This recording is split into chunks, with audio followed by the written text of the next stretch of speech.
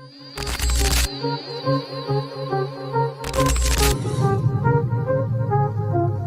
they think that I just come in there and look for knockoffs, and that's not the case. I'm actually a sharp, smart fighter. So, well, wait, I'm here. Who want to fight me? I really don't care who's in front of me. I don't feel like no fighter beat me.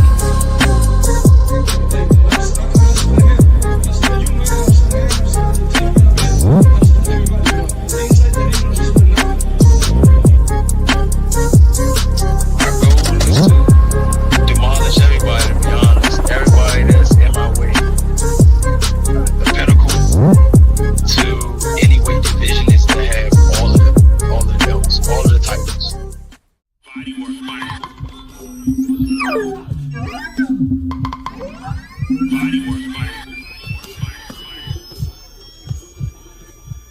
Welcome to Bodywork. Welcome back. It's Michael Rogers. Welcome to Bodywork Boxing. It feels so good to be back. Bodywork going up on a Tuesday, man. D Calico, what's happening, man? I finally found your channel, bro. I had to search, man. It's not spelled the right way, man. I'm not sure if I got the link thing available or whatever, but like if you can, put your link in the channel, man. D Calico can spit. I ain't know. Hey, we might have to do a little, you know what I'm saying? You might have to give me the dust off my cleats. It's just like every time I go hunting for instrumentals, because I want to redesign my whole joint and come through and do my whole intro and all that. I just want that to be one of my intros where I come on there freestyling. You know what I'm saying? The stuff I do, it's no longer to be on stage in front of a crowd. It's either theme music or some shit that's going on the inside that I start speaking out loud. That's all it really be, man. I figure, hey, some of these talents, you got a way with words, and you can make them rhyme. You can't take him and bury him. You gotta use them. So I'm not gonna bury my talents, but they have been lying dormant. I ain't gonna lie, but I heard you, D Calico, man. You nice. I already knew because your voice is unique. So I'm like, yeah, he got one of them voices to where, yeah, if you know how to use that motherfucker, people don't be realizing, man, it's what you see, it's what you taste, it's what you feel, but it's also what you hear. If you got one of them voices, man, that can pierce an ear, you in there like swimwear. You dig? But salute to my homie. You know what I'm saying? Oh, he got his link in there. There you go. So I'm gonna pin this link. So subscribe, man. Subscribe to my man D Calico, man. He be getting it in. I heard some of his there was a lot of stuff that was like it was a while ago, but I heard his lyrics and I finally found him. I was like, man, I keep saying I'm gonna get on there and find D Calico, and I'm like, every time I do it, I couldn't find him. I said, hold on, let me take a little, let me go administrative level. Let me put on my supervisor hat when I'm really trying to get to that. And I found D Calico. So there you go, man. That's my guy, man. The boxing prophet. Cookie Monster. Bodywork. Salute Cookie Monster. Mic check. Sounding crystal clear. That's what I like to hear. I appreciate you. Cookie Monster. Trey Williams, boom. Glad that see you made it out of surgery, bruv. So I'm just gonna send positive vibes and healing to you, man. But for real, man, this was really watching from a hospital bed, man. Dang. Well, positive vibes to you, man. Happy healing, man, and keep your mind, keep your mind on the things above, and when you gonna be all right. And if you know what you know, so salute the boom, man. Speedy recovery, but I don't like saying speedy recovery because, man, the body is something else to where it's like you gotta let things heal in this time, and and the irony of life is that during that time it's definitely not. See, you young, I remember healing fast. Like being 45 versus being like 24, 25, that shit is totally different. You still be thinking you can go out and do whatever, but the body is different. And if you ain't been working out and been paying attention, then you gonna realize. You gonna fuck around and find out. But as a young man, when you get hurt and it's downtime, it's just like I said the other day. It's a time to where you do spiritual inventory. You see what you got in your kitchen and cabinets. You see what you got deep down in you know. You really see what you made of. You see what you're afraid of. You see a whole lot of things, man, and all that's on the table. And it's up to you to figure out whether you're gonna get past it, whether you're gonna change, whether you're gonna let it be a permanent pivot in your life and all that. Yeah, it can be a benchmark, but how you go through it is how you're gonna go through it. And more than likely, if you get stuck, you're gonna be down there. But keep your energy up, keep your mind on positive things, respect the healing process, meaning that you have to listen to what the doctors are telling you so you can heal right. I know that's one of them things where it's like, I'm grown, I can get up, I can go do this. No, you can't. Not if you want that shit to heal 100%, you better sit your ass down.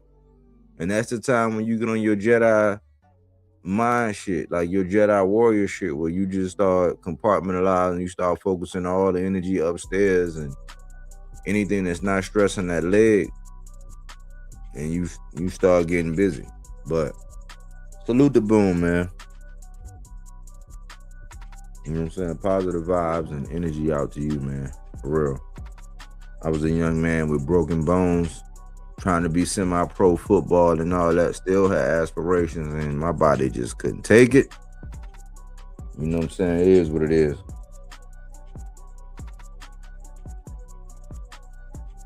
See, I see you, boom. But yeah, I wanted to make this a little freestyle joint, man. Like, we've been having a lot of structure, man. I just wanted to go over a couple things that was on my mind, and actually let everybody know that the link, you know what I'm saying, the link is always out there, man. I notice it's a lot of people in the daytime, man. They'll slip in a comment, they'll say some slick shit. If it's too slick, I ain't gonna even hold you. I'm gonna delete that shit. I'm gonna delete that shit. Why? Because somebody said some dumbass shit today talking about stop crying about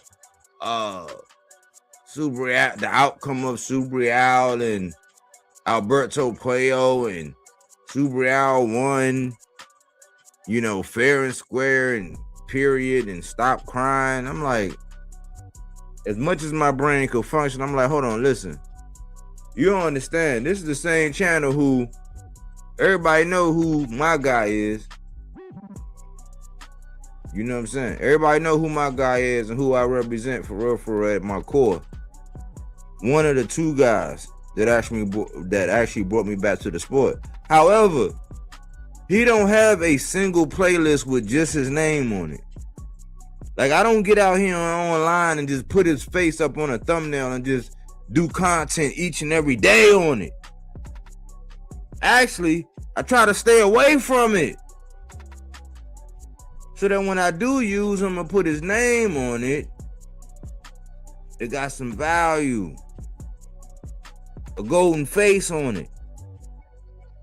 So I'm like, this dude don't even know me, because I had a whole playlist on Subriel, and see, the logic will lead you to think, oh damn, why you got a playlist about him and not one about Tank? Buckle your seatbelts and learn something. Tank don't need that kind of help. He already got it. It's too many people biting off and cinching off and wrenching off and doing whatever else they doing with his name. But Subriel, for where he was at, and in the place that, in the logic and everything and how he was moving, he needed the support more than the Tank. Tank is Tank. But who on mainstream was actually supporting Subriel Matias? Then I went on to realize that a lot of people was fans of Subriel. But I'm like, well, why y'all wasn't doing content on it? Why I ain't never see y'all over there on my channel when I was doing all that content on Subriel? So the audacity of this pussy clot to come over here talking about, oh, stop belly aching and crying and all that. I'm like, listen, simply, I thought Puyo won. I thought he did enough to retain his strap. But you gonna put me in jail? But you gonna try to like punish me? Knock it off. That's just my opinion. And I'm a Subriel guy. But I'm honest. I'm honest. So it's like, obviously you didn't even take time out to even see that I had a whole, like, I got a whole 140 list, and I also got I got you, D Calico. I got a whole 140 list, and I also got a whole like playlist designated to Subriel. Like in my support for him, I reached out to Subriel. I knew them people that was representing them. They were using my shit, like using my content. Other creators was like, because they didn't know how to promote him. The same way I be saying right now, how Shakur and the people that follow him, they don't know how to promote him. People didn't know over here how to support Subriel, and it was even worse for Subriel. Why? Because he don't speak English. So I had to take clips from Instagram and then come up with a thumbnail and then how I saw the game and the landscape, and that shit was getting literally that shit was getting thousands of views, bro. And the people was getting interviews with him and asking the same questions. Like, I'm talking about the day after. I'm like, man, hold on, man. So these niggas get to get paid thousands of dollars. I get to do all the legwork. And nobody, I'm talking about nobody won't reference. They won't give no credit. They won't cite no sources. They won't do nothing. Not the fact that you get paid, but just the credit for like being a quote unquote producer. It was none of that. So I said, I gotta fall back. I still love him. But then also, what coincided with that was his style. So for somebody to come around today in 2026, March 10th, 3/10/26, to try to tell me that I'm crying and complaining about Subriel, I'm like, look at what boxing has done. Go back and check my numbers. Don't take my word for it. Go back and look at the numbers on the videos. 3,000, like on average, if I go live tomorrow about Subriel, that shit gonna, in the next month, it's gonna hit 4,000 views. I promise you. I had it down to a science. It's just like, I'm not a numbers, in that sense, I'm not a numbers driven guy, but like, knock it off, man. Like, come by the channel and just relax for a second. Everybody not the same. I don't put a whole lot of thumbnails out and that'll get a reaction and then have you come in and then you be like, oh shit, like, oh, he ain't said nothing about what's on the thumbnail and he ain't talking about nothing in the content and I don't got nothing to gain and all this salacious. We barely even talk about these boxers outside the ring. That's the thing. But a day after, 2 days after, 3 days after, everywhere else, the same subject matter be the meat and potatoes elsewhere. So miss me with that. Support the channel. Sit back before you even point a finger, before you even have a criticism.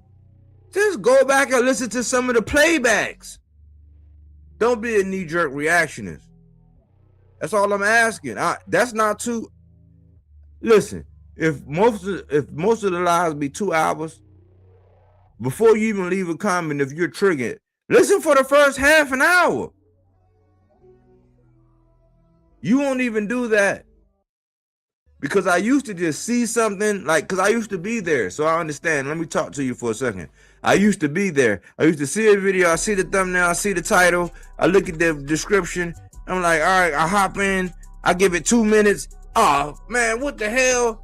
It's like, no, I'm going to give it this full credit. Why? Because they might be lazy. They might have amnesia. They might be bipolar. They might be delusional. They might tell you they can get like that, they can cause a whole string of people to get locked up, or they might even tell you they can get a whole country bombed. That's not me, man. That's not me. All I'm gonna say is, listen, man, I salute you, man. I salute all these boxers out here who get hit in the head for a living. Whether I criticize you or not, but guess what? I'll never criticize one above the other. Why? Because I gotta come out and show face. I gotta be able to look at myself every time in the mirror and say, hey, man, you did okay. That's what I gotta do. I gotta be able to look at myself in the mirror. I gotta be able to sit down and look at my baby eye to eye and be like, hey, you like the motherfucker that you rocking with? This nigga, I'm all right, I'm straight. And she gotta be like, yeah, I'm good. And I gotta be able to look her straight in her fucking eyes and not see no lies. That's me. So even though we got criticism from all, we put them all on the scale. We hope they all get paid because they get hit in the head for a living. And that's serious. But we're going to have our fair share of criticism, and we're going to give our kudos, and we're going to put stakes in the grounds, just like we were doing for Subriel when he wasn't that popular. We're going to do that for all of them, just like we're doing for Shocky right now. I could easily be coming with back-to-back content about Tank, but why? Everybody know that's my guy. He don't need it right now. Let him come back and announce something, and then you see how creative Bodywork is with whatever is legit that's being put out. Now there's nothing. You know what I'm saying? We look forward to them coming back, but we gotta address everything else that's going on. Yeah, we do. So that's what we're gonna do. No structure. We're just gonna get it on, man, and have a little freestyle because we've been giving a lot of information. I see that it's been getting around. Why? Because like I said, a day after, 2 days after the meat and potatoes for a lot of these major benefactors. I've been watching. I've been waiting. I just ain't been reacting. But salute the AC, man. You in the building, bruv. What's going on, homie? Bro, your whole conversation right there is crazy to what's happening with me in real life. The two are parallel. And for those people who are looking at what Body's saying and not really, may not be really understanding it, I see it on different channels. Everybody's like leaning more towards on the sides of what we were saying. Like the conversation dynamic or paradigm has been, leaning more towards the other way. Outside of that, in my own life, my own space, I've been talking about this restaurant that I've been working on opening. At one point, I was looking for investors. I made a video of just what I was doing in my home several years ago, like 13 years ago, 13 and better years ago. I have the other videos where I just took that footage and put it in this one video that I just sent to all of these people so they don't have to look through all of these videos. You're just having snippets of high points of what I was doing from like basically 2010 to 2013. I approached three restaurants that came highly recommended to me. We had great conversation. They asked me to send them the video. You feel me? They looked at the articles, they looked at everything. These motherfuckers got back to me, said, yeah, just give us a call in about 2-3 days, blah, blah, blah. When I called them back, everything was all mealy mouth. Well, basically, the restaurant business is hard, and we have some projects.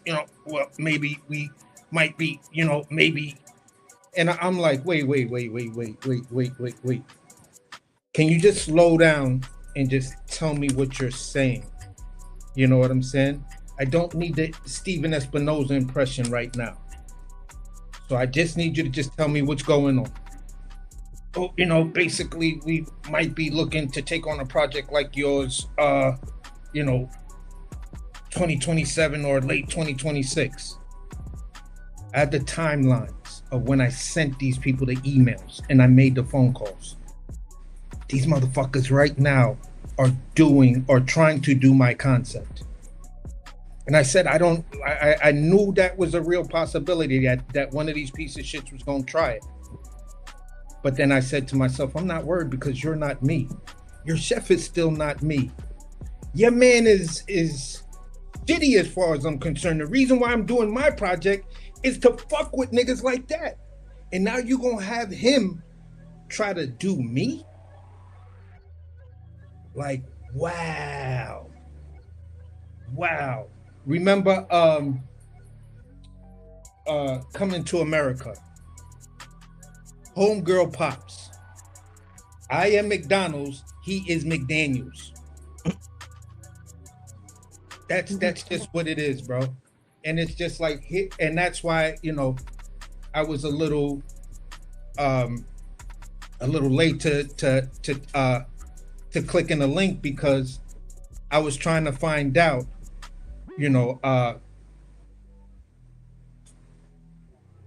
when did these people start doing this? And then I saw the dates. I just started Googling all three restaurants. Then I saw the dates and I wound up just sitting there like, my knee-jerk reaction was just pure rage. And then I said, you know what?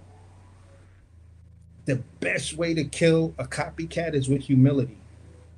There's an old saying out there. If you truly want greatness, it's not important to be the first person to do something, but be the first person to do something consistently and brilliantly. So yeah, you might be the first one to do it in that space when nobody was thinking about doing it prior to me. Now you're doing a bullshit rendition, and guess what? I'm still coming. Nothing's that train ain't stopping me. So when my shit pulls in the station and my plane lands, that shit's gonna be like boom. So that's kind of where many people will probably understand, but many probably won't. And they think it's, no, it's not. It's not. There is no authenticity. That's why you have so many motherfuckers that sound like Lil Wayne and Drake. And that's why we look for boxers and say, oh, he could be the next such and such. He gonna be the next Floyd Mayweather. He gonna be the next Mike Tyson. He gonna be the next Roy Jones. That's why. Because these motherfuckers can't find their own lane so they can just be them. And it is what it is. If someone told me, oh, you're gonna be the next, Eric Roper or Rene Redzepi, like, no the fuck I'm not. Them niggas ain't they didn't grow up where I grew up. They wasn't thugging it out on a block. Like, the fuck out of here. Them dudes could never be me. They ain't got that. They ain't got my hustle. So don't tell me I'm the next thing. I can just cook. That's it. I'm running my own shit. And that's where I land that plane, bro. Yeah, it's funny because I always say, man, and the older I get, the more I say this, man. And it's one of the sayings that my lady, she can't stand when I say this, but I promise you it don't apply to her. It don't. Especially with everything I've been in life. It's not a matter of if. It's only a matter of when. Mm-hmm. And I seen something, you know what I'm saying? Because I'm not about the messiness, but I seen something. I seen the conflict out here in these YouTube streets to where somebody finally came to the recognition. And this is the second time. This is the second time this person finally came to the recognition of what I told them years ago. What was so? So now it's like they used to be Cain and Abel. And now they Cain and Abel. They used to be Romulus and Remus, and now they really like Romulus and Remus. So if you can dig a little deeper, like I at one point in time, it was one guy who I used to always tell him, like, listen, man, the guy that you rocking with, man, he ain't what you think he is, bro. I already know who he is, like, bro, like, listen. And I'm not even like, listen, I'm honest. Like, I'm not even messy. Like, I'm coming at you straight facts. Like, your guy ain't who you think he is. I'm telling you, my guy is. So now they think that this guy is the biggest supporter, the biggest voice, the biggest whatever you want to call it of this guy. And I'm like, listen, I don't gotta take that lane. I didn't have to get affiliated with that organization to spark a flame. You know, I didn't have to go sit on Santa Claus' lap and do anything. All I had to do was say, my name is Michael Rogers, welcome to Bodywork, and do my thing. And that's what I've been doing. Like, I didn't have the benefit of going over to, because I could have easily went over to TBV, went and got with the LDBC, went and sat on Santa Claus' lap, got the stimulus pack. I ain't do none of that. I just say, you know what? Begrudgingly, knowing that, like, as stubborn as I am, I'm just like Earl. Like, when I want something and I want to get it, I'm going to go get it. There ain't nobody going to stop me. I try to tell a lot of the people, like, a lot of the people who have went on to cancel, like the Purple Veins. If y'all ever say Purple Veins, y'all already know who I'm talking about. It had to be like at least 4 years ago I stopped listening to him. There's so many people I stopped listening to years ago, and it's benchmarks. I have tracks where on wax I've said, listen, this guy is this, I'm done. I've given him the burden of I've given him the benefit of the doubt, where I sat around, listened to what they had to say, and you know what I'm saying, just gave him a chance and gave him a chance and gave him a chance. And the Devin Haney, the only guy where I said, like, okay, this is the only thing I'm gonna do that's controversial. Because I say they always put these guys in drag. I put this guy as a nurse. He was giving nurse to his fighter. Why? Because he never keep the same standard. You know how many years ago I used to be over there? Back when the 50 Cent anthem was that, and I gave him credit. I said, man, that's one of the hardest songs. That's like used to be one of the first songs I used to listen to when I used to go on my route. That 50 Cent.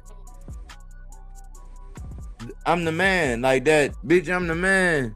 Oh, I'm the man. Like, I was over there back then. I was representing back then. When I saw how he went for his guy, DHP, and then something changed, I said, hold on, man, something changed. And then I told him, I said, and I had my son online with me. And I said, listen, bro, I don't have no reason to lie to you. I had my son online. His face could be seen on camera. I said, listen, only way you act like this, the only time you act like this is when you start talking about Devin Haney. And that was the last time I really went over there and got on live and did whatever. And after that, it was just like, man, fuck him. You know what I'm saying? But before then, I told another guy who used to be pro Devin. Told another guy, oh man, your guy's not who you think he is. Like, Tank is that guy. We used to go back and forth. So now he's like on YouTube, he's like the designated Tank guy, which I don't knock it. It's like, okay, cool, he won you over, but like, real recognize real. I know AJ can tell you. He probably know who I'm talking about. And I used to say, listen, bro. Talk about too. Like, so I'm like, listen, bro, your nature and the way, I'm like, hold on, listen. You in a hot ass climate. You like way down south. Like, why? I know when I come online, I know I got a hoodie and a skull cap, but like when you come online, you got a hoodie and a skull cap. When I say I'm the loaded Lux, the gray hooded loaded Lux, next thing I know, you in the gray hooded loaded Lux. Every time I change my intro, and I told niggas, I said, don't make me do this motherfucking documentary. Because if you ever seen my videos when I was doing the videos, I'm surgical with this shit, Jake. I'm surgical. I just said, listen, it's just like Black history. The same reason why they won't stop teaching the kids that Christopher Columbus discovered it, it's like the same reason why I always say the people who know the real history line, they keep getting caught up in minutia. Meaning that every time they get ready to put out an outline of the real timeline, the fake ones come out and put out something, then they stop what they're doing and go address them. I didn't want to be one of them. So I'm not gonna I'm not gonna get distracted by what I'm doing to go address what you're doing. So I say, I'm gonna let you be you. And I'm gonna let time ride out. And I'm just gonna do me. Well, we come full circle. And now that you done benefited of sitting on Santa Claus lap and being a part of that whole association, now a light bulb done popped off. And now you can say it. And that's why I always be saying, I always know the shit way before other people, because by the time I get done with you, I got a good heart. So it got to be 2 or 3 or 4 times where it's just like, all right, enough is enough. It's just not one offense, even though I should be, according to my lady. But I just seen her yesterday where it's like, now, you know, Romulus about to kill Remus. Cain just killed Abel and ran off to the land of Nod. And I ain't even got through the whole thing, but I'm like, hold on, bro. That's why if you see the avatar, that's why who he is in the 300. He be speaking that shit before everybody else be saying that shit. I just be trying to be humble with this shit. But like now, we fast forward to now to where you on the same sheet of music as where I am in. But I was wrong back then. But you got the benefit of being a part of the He-Man Woman Haters Club. You got the benefit of sitting down on Santa Claus laps and getting all the presents. I just been keeping it real the whole time. And we know who's the real fan and who's the come along guy. That's why I say it's freestyle, and I always say it's open smoke, and it's like, nah, man, I'm not gonna go do no away games until somebody do an away game over here, so I can kick your ball over the fence. What's up, AJ? What's up, AC? Yeah. Oh, I'll let it. Go ahead. AJ, if you want to run with it, go ahead. Oh no, I just coming in, man. I'm trying to see what's going on. Where the smoke at, bro? Where is that, man? Where we going? All right, let me see. We gonna speak 300. We gonna speak 300. I'm gonna say this: Oscar the Grouch been found out finally by OK69. So OK69 is finally going at it with Oscar the Grouch, and I've been telling both of y'all. I told y'all who Oscar the Grouch was years ago. I said, right. Oh man, this dude is a clown. Mm-hmm. But I was originally telling OK69, like, your guy is not your guy. Like, my guy is the guy, and now he flip flop. You can say years ago now. Lord have mercy. But everybody default. Everybody give all the bread. Everybody give all the recognition. I'm like, hold on, bro. Like, if you don't recognize, like, if you ever look at, like, you know, when you look, like, it's just like when you see Tank. When you seen Tank and he came out with that SEX joint, right? The hat and all that. Like, right. Next thing you know, somebody else came out with the pink hat, and somebody came out that with when they came out with the chrome hat. So I'm sitting up here listening, Aaron Jones. Now you up here with me. We might be like 1 or 2 zip codes off. Exactly. But you see me up here in the hoodie with a motherfucking, you'll see me out. I'm telling you, I'll be out here in these hospitals. I'll be all over. I'm like, you're gonna see me out one day, and I'm gonna be the same old me. But like, you probably see me in a hoodie. I probably have some scrubs on because I be going to medical facilities. But you will see me with a hoodie, and you will see me with a Scully, and I'm in Baltimore. I'm not in Texas. Like, it kind of makes sense for me to be like hoodied out with the Scully on, but like somebody else, it just so happened that every time I see something, every time the intro, like it's all these things, and I know because this is competition. So you know when you start setting trends, that's why I gotta stay ahead. That's why I always gotta start changing it up and doing different things and moving different time slots and all that. But like, bruh, there's certain people that be in a hoodie, they be all hoodied out with the skull cap and all that. And I'm like, damn, I thought it's like, ain't it like 70, 80 degrees down there where you at? Like, I'm not sure. Like, and you a late bloomer because I got history. It's records. It's like the thing that you always talk about, receipts. It's receipts.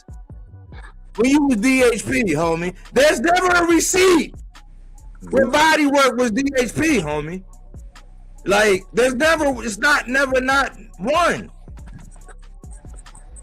But in time, people, you know, they come around or whatever, and it's like, I always say, man, like, when you be saying it and when you be doing it, people don't want to give you credit. But then when they feel like, when they come along, that's when it's okay. And I'm like, nah, that's what's wrong. Like, just like tanking them belts, and I'll give it to AJ or AC. Just like tanking them belts. Tank wasn't the first one. He learned that shit from Floyd. So y'all can hate or love it. Tank went on because of what he did inside of the ring. That don't negate the game that he got from Floyd outside of the ring, y'all. He got there because he's 93.33%, meaning that out of 100 people, 93.33%, they are not going to make it, bro. That's why he got where he at. Y'all can keep propagating all this bullshit, acting like he didn't have a fan base before he beat the odds. He is special. There's nothing wrong with saying that. Like, we saw it with AI. We saw it with Mike Vick. We saw it with all these other talents. Like, there's nothing wrong with saying that somebody special, but to like negate all of that and to not incorporate that, that's how he got there. He didn't get there with a machine. He didn't get there because he was Floyd's like understudy. He was Zab Judah's nephew. He was Roy Jones' great nephew. He was like the list goes on. He didn't get there that way. He got there by being hungry.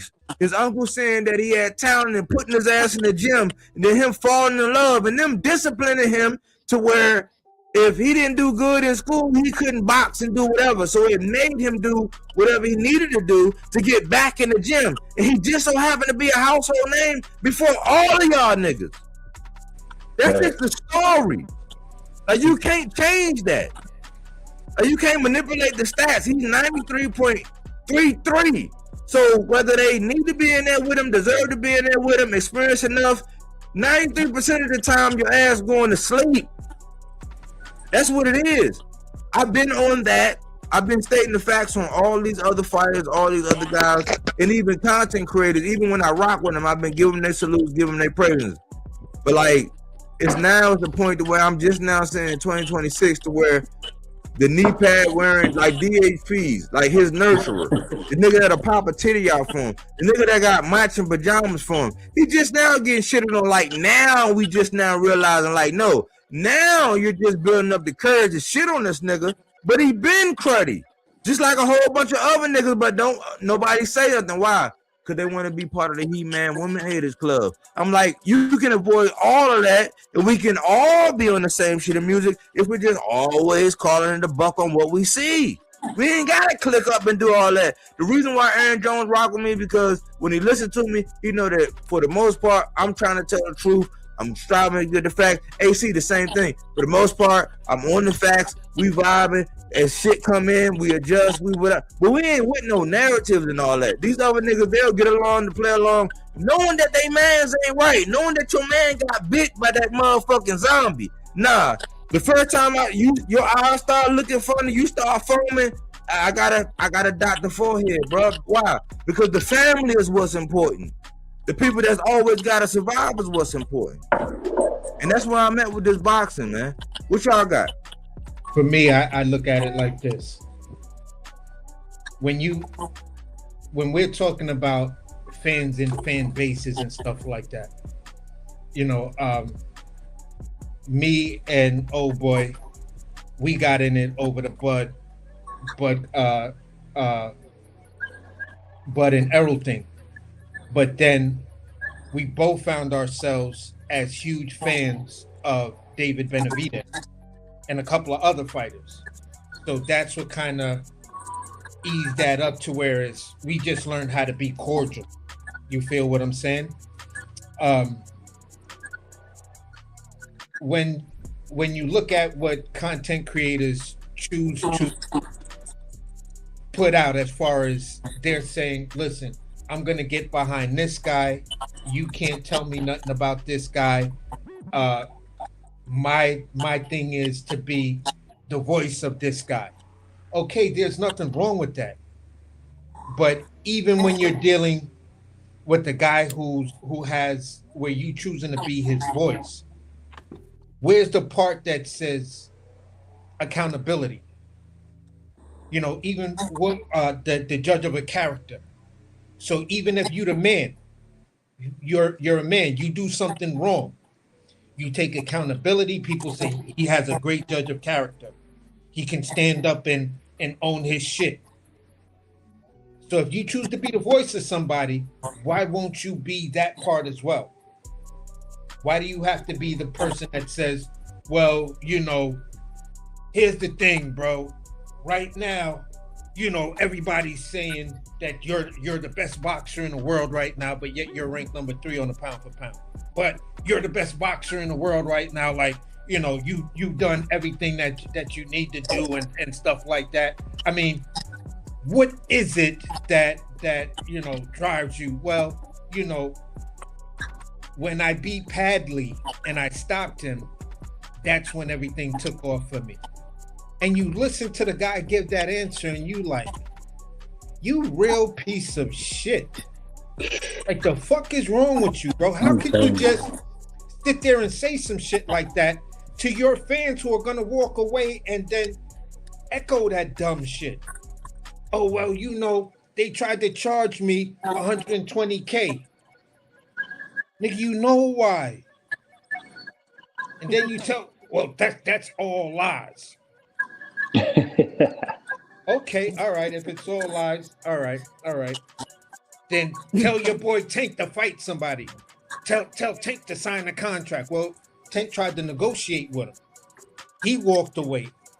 Within 2 weeks of him trying to negotiate with Tank or so, that we really hearing about it, motherfucker walks away and he signs with Matchroom and told Eddie, don't make the fight. That's all lies. Okay, here's the video. Here's the title. Here's the motherfucker that put out the video. It's 1 year old. You can just Google in the title on YouTube and you'll find the video. So what you're telling me is, if I'm lying, Tank is lying, Shakur must be lying too, because he's agreeing to everything that I'm saying. He said, I'm telling you what he said in his own video from his words. So if I'm lying, he lying. So you can't accept that? So you gonna call me a liar for telling him his words? All right, cool. You go ahead and do that. You go ahead and do that. And I promise you this. I got a brick wall that's a portal to another dimension. You just gotta run into the shit head first. Just like in Harry Potter, how they ran in the tree. But subway thing, you gotta run into that motherfucker head first. The first time, it's not gonna work. By the third time you do it, trust me, you're gonna be in another dimension. I promise you. Man. Damn, AC. Why you doing like that, man? What you got, AJ, man? Shit. Damn. No, that's a perfect analogy. but you know, like, you know, in the rap game, you know, they do that all the time. They steal from the smaller artists, and like the artists that's like real, like from the streets and all that, like really from wherever the city at, no matter where you at. They the popping or popular artists that made it out, they always take from them smaller artists. He ain't make it nowhere, but he got a little bit of a, you know, a following or whatever. I don't know, but I've been stopped listening to him too, because and this was before he became Tank's lawyer, because like around that time when we were still, you know, when we was even having an ear for Oscar the Grouch, he used to be on there, and like, if ever you seen not even a hooker, but like a OnlyFans model, or he would go wherever the wind blew, bro. And I'd be like, bro, this is me saying, like, bro, you gotta stand on something. You trying to so-called defend Tank, But then when such and such say something, you go with that. Yeah. You go with this. You go with that. I'm like, bro, like I can't listen to this guy no more. Yes. And you know what's crazy? A lot of people, right, especially right now, they be trying to say, yeah, Tank don't like his fans. He always saying fuck his fans and all that. Bro, I'm gonna tell you like this, whoever listening, bro. Them people that y'all talk about, they not Tank fans, bro. He the leader of it. All they did was join the bandwagon and trying to squeeze content off him. That's why when they was making fun of OK 68, when they was making fun of him because Tank got in his ass that time, Tank did that because these boxers be watching these channels, bro. I don't know what Earl confirmed it, and when Leonard Ellaby got into it with Blue Blood that time, he tried to come up and ask a question. Bro, they watch all of y'all, bro. Like, come on, bro. They got nothing but time, especially during the COVID time. Even when the dude from TBV, the light skin, I think he Puerto Rican, the bald head, the other one, the co-host. I don't think he worked there no more, but he tried to come and want to take little camp media workouts and try to ask him questions. And Tank was like, "Yeah, ain't you the same one that keep saying I'm overweight, I keep messing with it." He tried to laugh it off and fist bump him and all that. Like, bro, y'all want to make content of that man so bad, bro. When all y'all gotta do is report the facts. That's all you gotta do. Yeah, that's all you gotta do. That's all you gotta do, bro, because it's authentic over there. And I don't want to make it a gangbanging thing, but with the PBC, most of the time, even if you call Charlos crazy or lunatic, bro, they authentic of who they was, whether you like them or not. I personally ain't like Jamal, but I fuck with Jamel. But they was always real about who they was. It's all authentic over there. But when you get to this side of the street, they was jealous over that side, so they was waiting for their downfall, and now they want to come up. They could say stuff like, "Padley was my breakthrough fight," and Tank don't really want to fight. He say he don't want to fight me, bro. Oh, you hearing that same crazy shit too, right, AJ? Yeah, bro. That Padley is a breakout fight, bro. I'm like, bro, I really just wanted to just talk to homie and be like, how you gonna have your channel talking about, 7 p.m. in Brooklyn, and you got a dude sitting there right in front of your face, hummer stunting. Like Mello knew. I'm like, come on, Mello. But Mello definitely knew, because he was like, yo, but besides all of that, all of that bullshit you talk, I ain't buying nothing. You ain't trying to see Tank in the street. I know that for a fact. I'm saying in the boxing ring. In the boxing ring, will we see you two together? Oh no, man. We'll talk about that, dude. They jealous of me. I was like, yeah, the fucking delusion, bro. Like, seriously, Tank jealous of you. AC. That man been on countless interviews since he won that fight, bro. Like, oh yeah, he on the tour. Him and his sister. And I don't want to tell y'all what I text Body about the situation. I think that's a separate show, bro. That gotta be a separate show. AJ, check this out, man. That was you that was you that sent the thing from X with Clarissa. Yeah. Bruh. I told Body this, and I'm gonna put it out there. Cause homie from Brooklyn, and he used to live like right up the block from me. We lived right up the block. I used to fuck with a chick that was right around the corner from him and shit like that. At the end of the day, bro, me personally, I'd be considering cutting this chick off, man. Because for me, I'm like, bruh, shorty, you my chick. You feel what I'm saying? You can't have these niggas dick in your mouth like that. And think you gonna rep that. Yeah. On some real shit, shorty. I think you a dynamite fighter. You know, you my brown skin honey. You my chocolate thunder. You my bittersweet. You feel what I'm saying? But at the end of the day, I can't have you, you know, going all out like that and looking crazy, talking to two niggas that don't know shit about boxing, but they cooking you. Cooking this. What? Like, Oh my Shorts, no. They was only cooking you because you had, I mean, on some real shit. These niggas got to be running trains on you, ma. Because nothing else make no sense to me, man.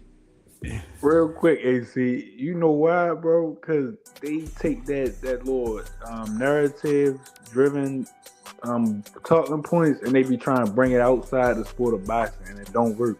Just like when they went when Keyshawn and Richard Hisses went on Mason Cam, bro, you can't bring that line bluffing ass chick on these other panels. I mean these outside sports Yeah, because outlets.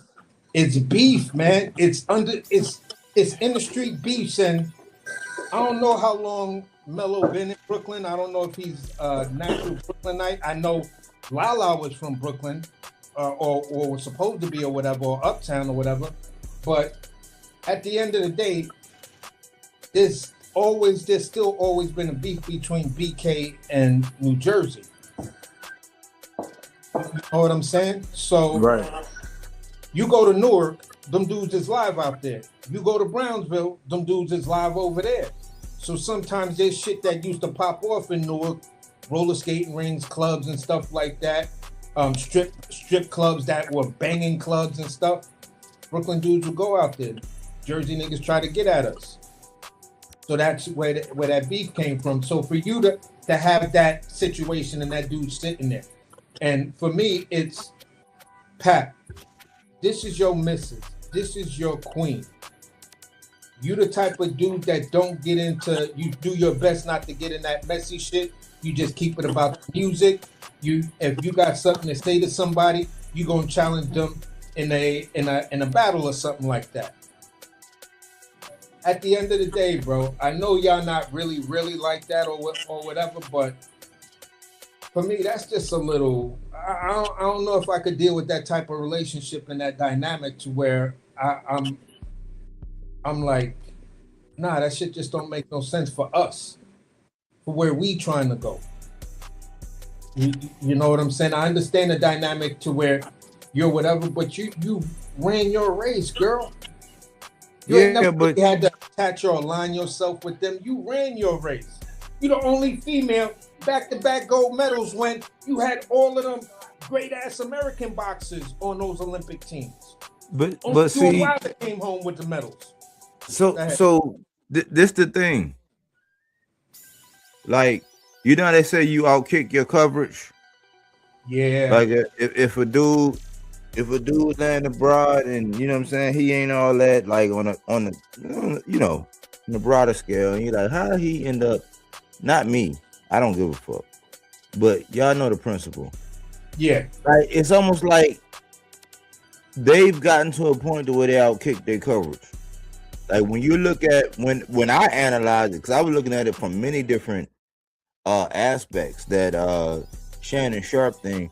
The first one that struck me was that Shannon Sharp is a casual, but he was either astute enough, or knowledgeable enough to where, without it being uncomfortable, he came back with rebuttals. He came back with hooks and jabs and all that. Where it was like he picked her apart, like, bro. Like I'm like, this shit is embarrassing. And then the rise of it was she was getting ready to try to hype the video, and this is how I'm like, man, y'all gotta stop gaslighting us when it come down to my little nigga from Baltimore with the light, you know what I'm saying? My little nigga, man. Y'all gotta stop this because He got a rise when she like, but did you see when he did whatever he did with the Ryan? I'm like, hold on. Why is that the loudest, most energetic, most active? Because the dude is a star. But y'all don't, I could see if y'all was giving credit where credit is due, and then y'all do what y'all do. But y'all don't do that. Yeah. Y'all shit on this man. Y'all act like he ain't nothing. Y'all act like who on any and I hey, Captain Egghead been stealing my thunder. I've been saying, man, listen, bro. I've been asking, like, I'm like, man, damn, bro. I don't even mind. Like, I'm done with it. I know it's politics. I'm never gonna win a game in politics. War? That's a different story. Yeah. But I'm not gonna win in politics, and I understand that. But I'm like, I sit by and watch this guy get money and money and money and money. And then he use my shit, but then he don't use it right.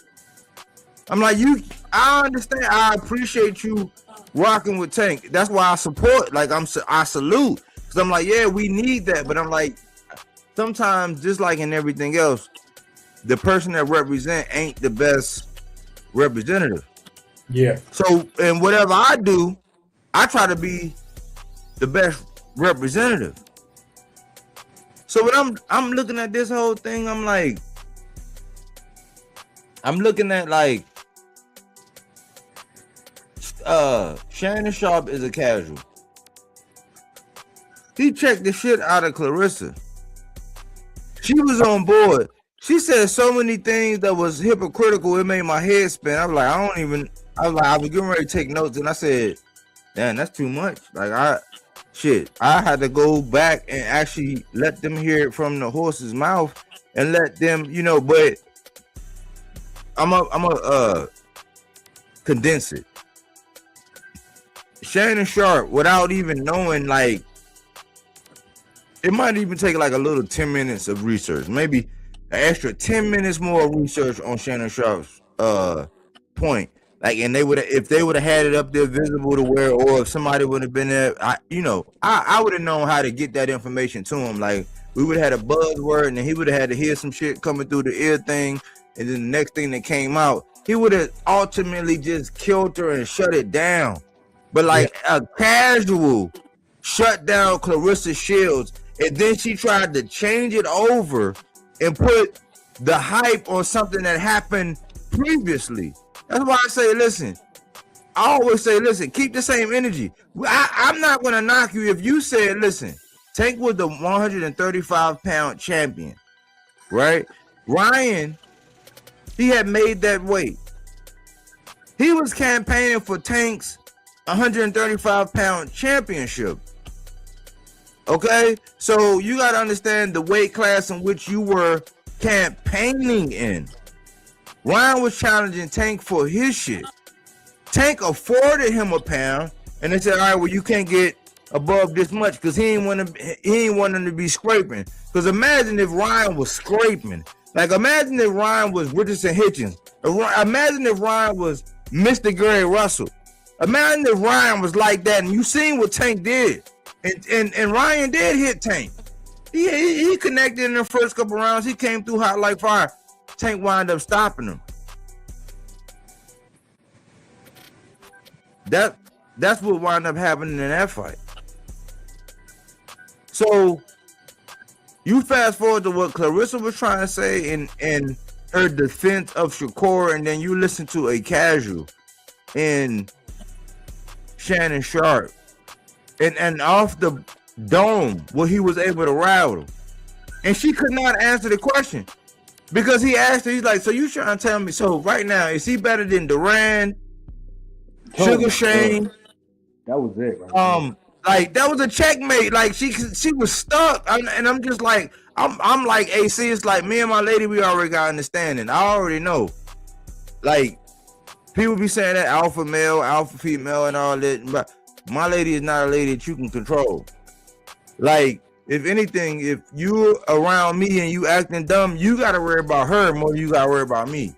I'm gonna be all right. You gotta worry about her.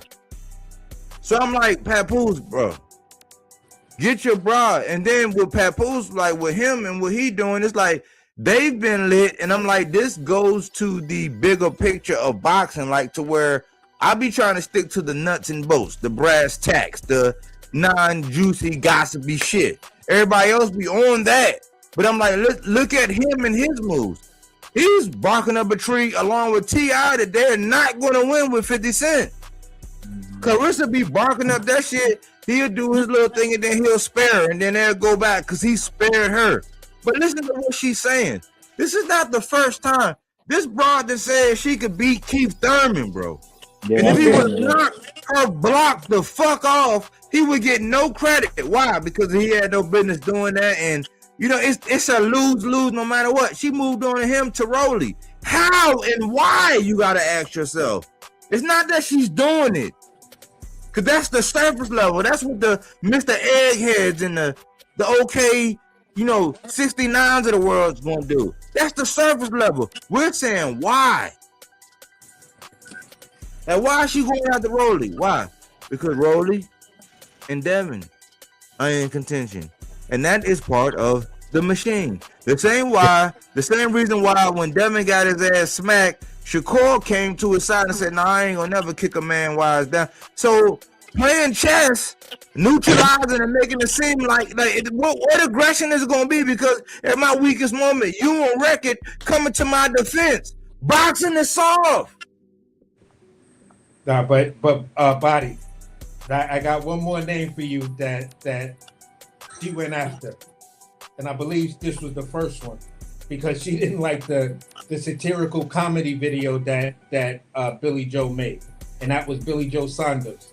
Remember when he made that video where he was like, yeah, he had on the gloves and it looked like he was in his basement, and he was like, "Look, fellas, if your wife just talking too much to you, this is how you do it." And he was like, "You got to put your hip in it and stuff like that."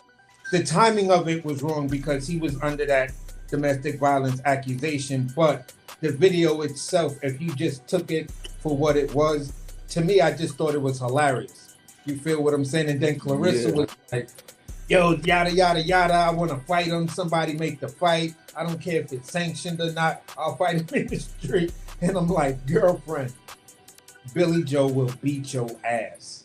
Period. Like, don't play with that, dude. But let me say this, AC, because I don't want. Sometimes I've been listening to the playbacks and I'm like, damn, man, that was the nugget I should have dropped.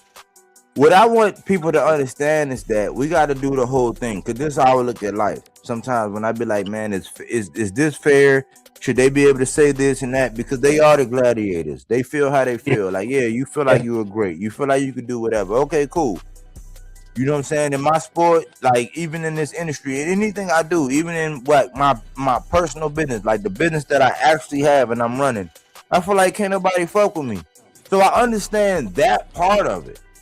But then I also have to put it under the microscope and I have to ask, okay, well, if the shoe was on the other foot, if it was a nigga out here talking about, man, I beat shit down Alicia Baumgartner's leg if I was a female, we wouldn't have that shit. We wouldn't have it. So why do we even flirt with it? And why do we let her get away with it? I could see if this was in an isolated like vein of things that they were doing. But like we just seen where I'm like, man, Papoose, you a bitch, because like from what I understand with the easy, you know what I'm saying, the block shit, like it wasn't just a square up one-on-one where you just get your shit up. So I don't respect that. You probably one of them bitch nigga, you know, y'all, even if you get out on a nigga, I've been in them situations where even if you get out on a nigga, you might get punished because you got out on a nigga. So it's like, that's how that sparring be. So I don't respect Papoose. Yeah. Papoose been lit ever since he got attached to Clarissa. Nigga, you got enough money. Y'all done made enough money to where why you can't get a divorce, nigga? Like, it's just dumb. That's why I don't talk about that dumb shit. And that's why they're lit. That's why they're lit. But the thing with Clarissa is she's in it with Alicia. She's in it with Ali's daughter. She's in it with like anybody you can imagine. Now it's just like it used to be Keith Thurman. Now it's Rolly Romero, and Rolly Romero actually got traction. Even though this not the glamour division that we thought it was with Errol Spence and but it's still the welterweight division where if the right things happen, because 140 is the most dangerous division, and as they move on to 47, some of that cash shares are going to dip off into 147, which is happening. It's like if the shoe was on the other foot and I was a man at 47 talking about I beat the shit out of Clarissa, it'd be off of my head. Why does she get to target men in boxing and get away with it, along with all the other shit, like the altercation where Papoose put his hands on Cruz Dezern's husband, bro? And he from Baltimore. I'm like, man, Papoose, like, come on, bro. Like, why does she get away with all of the isolated incidents that she had with everybody else, and then also get to call out men? Whereas if a man said, hey, listen, man, I'll knock Clarissa's shit off into the second row, they'll be trying to cancel that nigga. Why? Yeah. And let me also say this. This is separate from what Body just said, which was just straight up bars. I feel, put me in the kitchen that I built, I put all the equipment in, there isn't a chef on the planet that can fuck with me. Within that dynamic, I still understand that there will be customers that walk through the door that just hate everything that I do. That's just a factor of what I do. You can be the guy who feels this way. You can be the fighter that feels the way you feel. But there are just fans that just won't like you. And here also is another matter of absolute fact. No matter what, and your parents or your grandparents, your aunts, uncles, whoever may have been your parent, guardian, or raised you or whatever, you know, they would always tell us in my generation, you know, don't go out there starting trouble because there's always somebody out there that can beat you. You feel what I'm saying? And I really don't know any dudes who can really tell me I haven't lost a street fight if you wasn't really out there fighting. If you was out there really fighting on them streets, you lost a couple because you might have had a fight with an older dude. You might have had a fight with the kid that's down the block that benching 280 when y'all was 14. But he was bullying you and you like, nah, I'm not the dude to bully. He beat you up, but he didn't beat you down. But you still lost that fight, but he gained your respect. So you feel what I'm saying? Now everybody look at you like, yeah, he tough because he fought such and such couldn't beat him down like he beat everybody else down. And now them dudes is cool. So I'm scared of him now, just on that alone. So what I'm saying is this. Shakur is a good fighter. Bud was a good fighter. You know what I'm saying? So at the end of the day, you fight enough really good people, you will lose. It's just a factor. Somebody always gonna build a better mousetrap. Look at Blockbuster Video. What shut down Blockbuster Video? Netflix. You feel what I'm saying? What shut down Netflix as far as sending out videos and DVDs? Streaming. Amazon. That's just a factor of how shit goes. Somebody's always going to build a better mousetrap. Somebody's going to be better than you if you stay in that space and you're really facing the toughest competition. It's bound to happen. And there's nothing wrong with it. You just got to know how to bounce back. And that's all we're saying for some of these fighters. Yeah, you could try to convince me you're the best guy on the planet. But if I list your last 4 fights, that doesn't tell me you're the best guy on the planet. You can tell me he's jealous of you. But when I look at where you were, where at the same time where he was, y'all niggas not even close. You're not even a fucking pay-per-view star, homie. He has that accolade, bruh. Like, shut the fuck up where you trying to tell me that you're all of this and this man needs to be jealous of you. And like I said, I can actually admit there was a point where I let the bubble persuade my opinion. And I wasn't rocking with him. And then I popped that bubble because I was like, yo, am I actually in a bubble? Because I always ask myself, how did I get here? Once I asked myself, I had to pop that bubble, and then I'm just looking at it like, whoa. I did. Some people helped me pop that bubble. Crush, Body. You feel what I'm saying? I give them those props because you said things that I simply just forgot, or because I was in a bubble, I let the narrative make me not accept that. And at the end of the day, you stay in a bubble too long, you're going to buy into the narrative. It's just a fact. So all I'm saying is this. Clarissa, we don't need you to be the voice of Shakur Stevenson. What happened in that video is embarrassing to you. Yourself the GOAT. It's embarrassing to you that he mentioned 5 fighters. He said, will your guy, if he retired right now, will your guy be on their level? No. He said, that's why I said to you, we gotta discuss everybody's career once their career's over. Because not everybody makes it. And she was like, no. And it's just like, home girl, just accept what the OG is telling you, ma. Exactly, man. How can you sit there and debate this man when he's telling you, I can see, you're blind. I'm telling you the sky is always blue. And you're telling me because I'm blind at the daytime, shit looks red when I'm looking through my pupils. It's like, oh my God, shorty. Oh my God, I can't believe you saying this and you actually arguing with me over this. I can see you're a blind chick. How can you argue with me about the color of the sky? Shannon Sharp, top 3, top 4 tight end of all time. I didn't hear you, AJ. No, I was just saying, like, Shannon Sharp is like went down as like top 3 tight end of all time. Mm-hmm. I was just honestly, I was just looking at that video like, wow.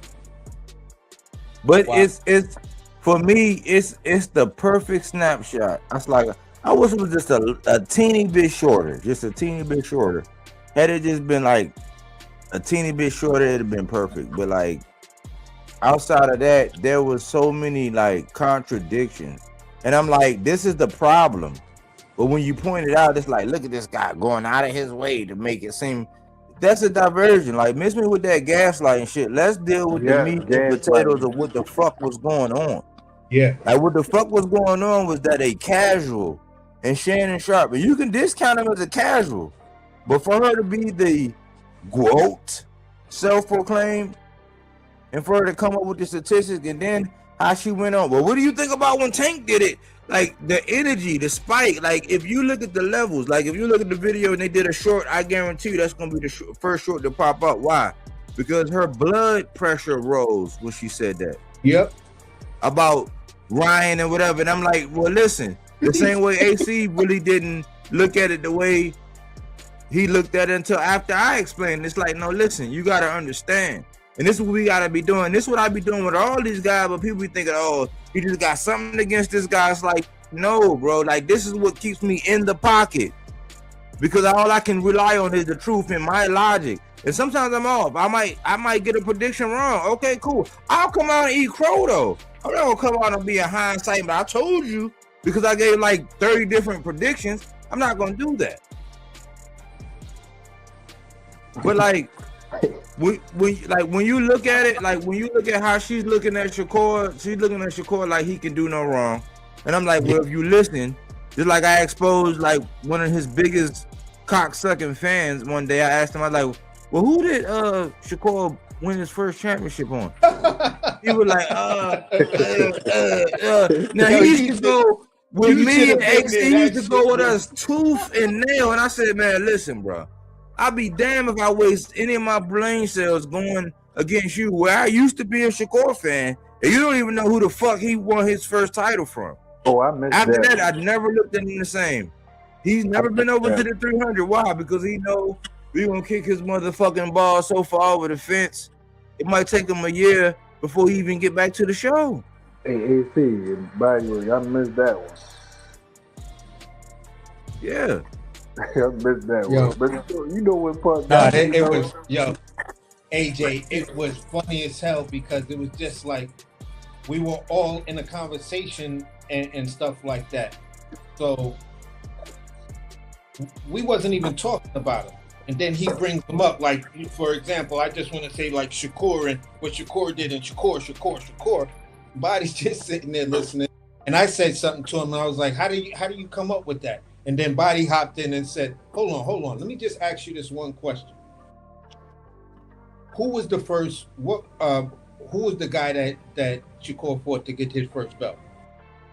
He was like, I was like, Clarissa. Whoa. That's how Clarissa was. whoa. But that you wouldn't expect that from homie. You wouldn't expect that. It's like, bruh, you argue everything about him and you do not know what was his first belt or who he fought for that first belt. Not That when you is passing around with crazy. 24 karat tonsil jewelry. You know what I'm saying? You got 24 karat tonsil jewelry, and you would think you know your shit, but it's like, bruh, you That just nigga got a tonsil piercing. Hey, He got AC. a tonsil piercing for fellatio only. Like, Hey, AC, fuck you that? know what part got me though? When Sharon was like, but he went to rehydrate the colors against all these players. She was like, that's smart though. right. That's right. smart. That's Y'all the gonna part I make me was play about that to bring shit, man. up. Y'all gonna make That's me play it. smart, though. AJ. Like, He said that was What? smart. Yo. That's smart. I literally yelled at my phone. But It look, was when like, Body, what? like how Bodywork just And said, put this but shit when down. but when she brought up Tank, it's like she was like, but what you think about when Tank did it though? Like, bro, it was smart. What the fuck? Right? That's what I be saying. Just It be shut the the fuck up, contradictions, bro. y'all. Shut the F up, please. Your boyfriend should be right there next to you in the interview, like, hey. Like tapping her on the leg, like, Yeah, no. bro. Like, what the hell? Like she need a handler. Like she needs a Yeah, handler. yeah. Hey. Even Shakur, Joe Rogan damn near got his ass too. Nah, they got it. fucking up. Like, I don't because, know. Oh, what you say? no, I was just quickly gonna say,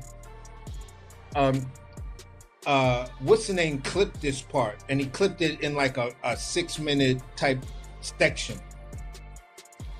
He's asking Shakur about fights and stuff like that, and his hands and all of this other stuff. And Shakur is like, nah, it goes back to the De Los Santos fight when everybody was saying I was running, and there's a meme of me like running, and they was like, what? And you heard Mello like, the fuck's a meme? And the dude was like, what do you mean, meme? And he was like, yeah. And I'm like, bro, you can't be that fucking stupid. Like you got a girlfriend, homie. You mean between your girlfriend, Clarissa, Keyshawn, all of you motherfuckers that spend your time online, y'all don't know how to pronounce the word meme? Yeah, Right. bro. It been named since it Hey, came out. hey, peace to the gods. What's going on? Oh, what's Hey, up, salute dude? D yo, Calico. yo. I'm about to bring you in. I was waiting for that natural pause, but like, salute to Real- D Calico, man. What's Hey, up, bro? man. What's Man, up, brother? real talk. I'm not a part of that new generation, that microwave generation where they want everything in 30-second intervals and shit like that. But I tend to find myself not really watching boxing channels and this the only channel I watch this motherfucker for an hour or 2 hours. You know what I mean? telling you. Like it ain't nothing to it. Like, you know, like y'all really be y'all be cooking, man. You feel me? I be enjoying it. Even if I'm not on the panel, I'm in here enjoying it. I appreciate it. Sometimes be one of your input, like, man, yesterday, was that yesterday? I think it was yesterday. But we gotta put it on wax. It just they've been limiting my shorts, and I'm like, man, I'd be damned if I get these hoes like $80 now because they be messing my shit up. Because I used to do a lot more. Like I used to present more, but then they'll start buffering me, and I'm like, man, I'm a perfectionist, so I'm like, that's out of my control. If I introduce something and present something, they start buffering or they start slowing down. I'm not gonna introduce that. But like I used to do something, I'm not gonna give y'all like 40 something more dollars, and y'all ain't even treat me right now. Bro, it sounded like I was in Las Vegas, bro. And I'm talking about my boy said $40, and then he said $80, and he said hoes. I said, oh shit. God damn it. So these hoes don't want 40 no more. They want double that. Now I'm just messing with you. Hey. But that was a hell of an analogy. Yeah. But we just having some free smoke, man. We just we had listened to the delusional Clarissa Shields. I mean, talking about I was asking about the double standard to where if a man like myself, let's say I was boxing, I'd be like, man, I'll beat the shit out of Alicia Bumgarner. Out of Clarissa. Yeah. No, if I said Alicia, like they'll, man, yeah. Just pick ringing my weak. doorbell right now because she a young tender. You know what I'm saying? They'd be looking like, man, they're fine. Like, man, what the fuck wrong with you? They'll be ready to jack me up. They'll be ready to wait for me to go out and go to work and do something bad to me. But I'm like, how does she get the call out? Hey, Keith Thurman, who's only lost to Manny Pacquiao. His name is one time for a reason. Like, put some motherfucking respect on his name. And two, Rolly now. It's like, listen, like Rolly might not be the most gifted, whatever, but like, man, listen, like we seen what that nigga did to you in sparring. So it's like, where is your man, homie? Where's your covering? Where are like your OGs or the people that say, hey, no, like, nah, like this is not the message you want. But if you notice, this is what I'm trying to tell my lady. I said, let's isolate Clarissa in this issue, right? And then let's look at Papoose. I said, have you noticed that ever since they got together, they always in contention with somebody else? Like always. Like if you're great, that's why I love 50 Cent's comeback. He said, listen, I will never do a rebuttal to a motherfucker that can't write a hit. I said, God damn. Bars.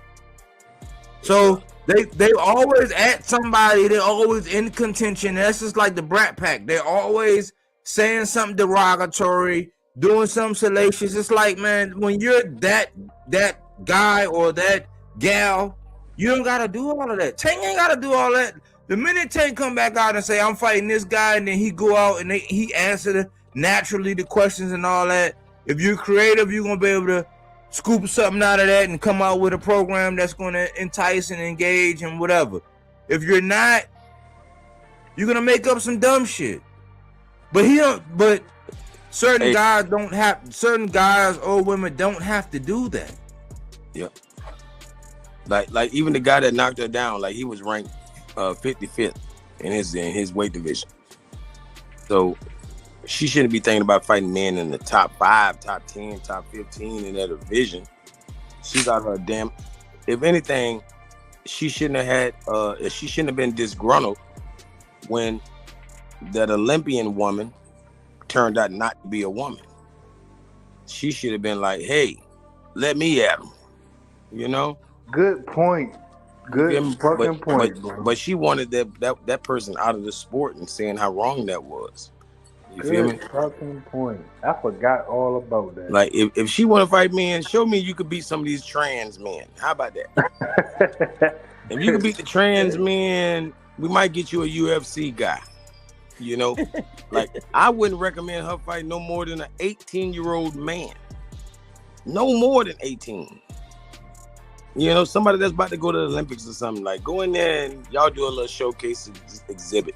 But you don't want to see no grown ass man, Clarissa. Even if you beat him, God damn it, that return fire might fuck you up. Nah, long man, time. D Calico. That's why I said I'm erring on the side of caution. I'm like, man, I already know because it was this nigga who he couldn't place in the American like anything in track, man. He converted over. The next thing you know, he breaking state records. I'm like, man, come on, bro. like, how do you even look at yourself in the mirror, bro? Like, even if it was basketball, you all of a sudden you just dunking on bras and all that. It's like, man, like, come on, bro. Like, are we really real? Like, and then this the thing, and this is what always bothered me. It's the same thing that bothered me when, because D Calico, no offense, with Devin Haney, but Shakur was right along. Soon as Ryan won, both of them, their first thing was something about Vada. All I heard was quack, quack, quack. That's the thing. I'm like, when you look at it, it's like, if it's a threat like that, they're gonna instantly say something like that. But she can call out a grown man, and nobody say, "Hey, listen, man." It's like, because we say, think about it. We say there's weight classes for a reason, right? We say styles make fights, right? But nobody checks her for saying that she wants to openly, actively engage in fighting a man. And she gets carte blanche to be able to run off and say that. And don't get checked. Like, it's weird. It's weird out here, man, because she's part of the backpack. Hey, Cardi B got to say she was drugging men and robbing them. And just get to talk about it like it's a cool thing that happened before. You know? She better thank God she ain't get blown in her face. Like somebody should have came out the woodwork and say, "Bitch, that was me. I'm suing your ass." No, for real though. Real. Like even if it wasn't them. Like shit, fuck that. That's what these bitches do. But look, Calico. She claims to be praying for Tank because he was putting her hands on women though. But you want Rolly to put his hands on you. Oh my God, thank you, Lord. God damn, but that's deep. That's too deep. Come on, bro. Tank is a top 3 percentage in knockouts. This man said Rolly is the hardest puncher he ever faced, sparring or not. I could tell Rolly got that little little remedial strength with him. You know what you're talking about, bro. Yeah, bro. If he hit her, come on, that little bro. small ass forehead he got, you know that big cool. For real, no. I don't even want to see that, bro. And we talk about a real fight, not a boxing fight. Just the body punch alone. The body punch alone, she better get on her bicycle, boy. Hey, Body, I'll be right back. I just got to run downstairs to get this delivered. Hey, in honor of the channel, that body work alone. You That's feel what me? I'm saying, bro. That's not Deshaun Cruz, bro. Yeah, exactly. Yeah, even if you look at that last fight, like, and she said she felt the strongest. I was like, you felt the strongest, but your technique was whack because Cruz Desern, respectfully, she gained my attention and she gained my respect a little bit when she beat Shadeja. I thought Shadeja was gonna beat the shit out of her, but Shadeja just, I don't know what happened. Like, she got outworked, she got outdogged. Like, franchise Desern, even being from Baltimore, even being from out here, I was sleeping. I had to apologize, so I had to eat crow. But when I look at this most recent one, when I look at the fight between Clarissa and Franchon, she might have had a small excuse. And I'm trying not to give too much of it, but she was in a scuffle and she did fuck up her knee before the fight. That's why I be trying to say, like, yeah, I did say there was manufactured beef between them. I cited my sources and I said, man, I think y'all just, and you know, that's where we at. WWE, it's like we can't trust it. So I'm like, well, how are y'all best friends to where Franchon actually spit on Shadeja Green? I'm like, if somebody spit on me and I'm still alive and they're not, like something happened. Like, I got jumped, I got shot, I got stabbed. But I'll be damned if you spit on me, bro. That's like one of the most disrespectful things you can ever do. So they were like that. Franchon and Clarissa was like that as opposed to Shadeja. And at the time, I thought Shadeja was the only one that could like really pose a threat to Clarissa if the time was right. Well, Franchon, that performance I seen, she might have been compromised. Her fucking knee might have been hurt. But then when I look at what Clarissa was able to do, I'm like, hold on. If you all that in the bag of chips, when we be talking about making adjustments and all that, you should have stopped Franchon. Because it was the same, it was rinse, wash, repeat, like every round, like after every round. And y'all had familiarity. And y'all best friend. Y'all kiss made up and said, yeah, I love you, and then went right back to beefing online. Yep. I'm like, fuck that shit. So I'm like, where are we going with this?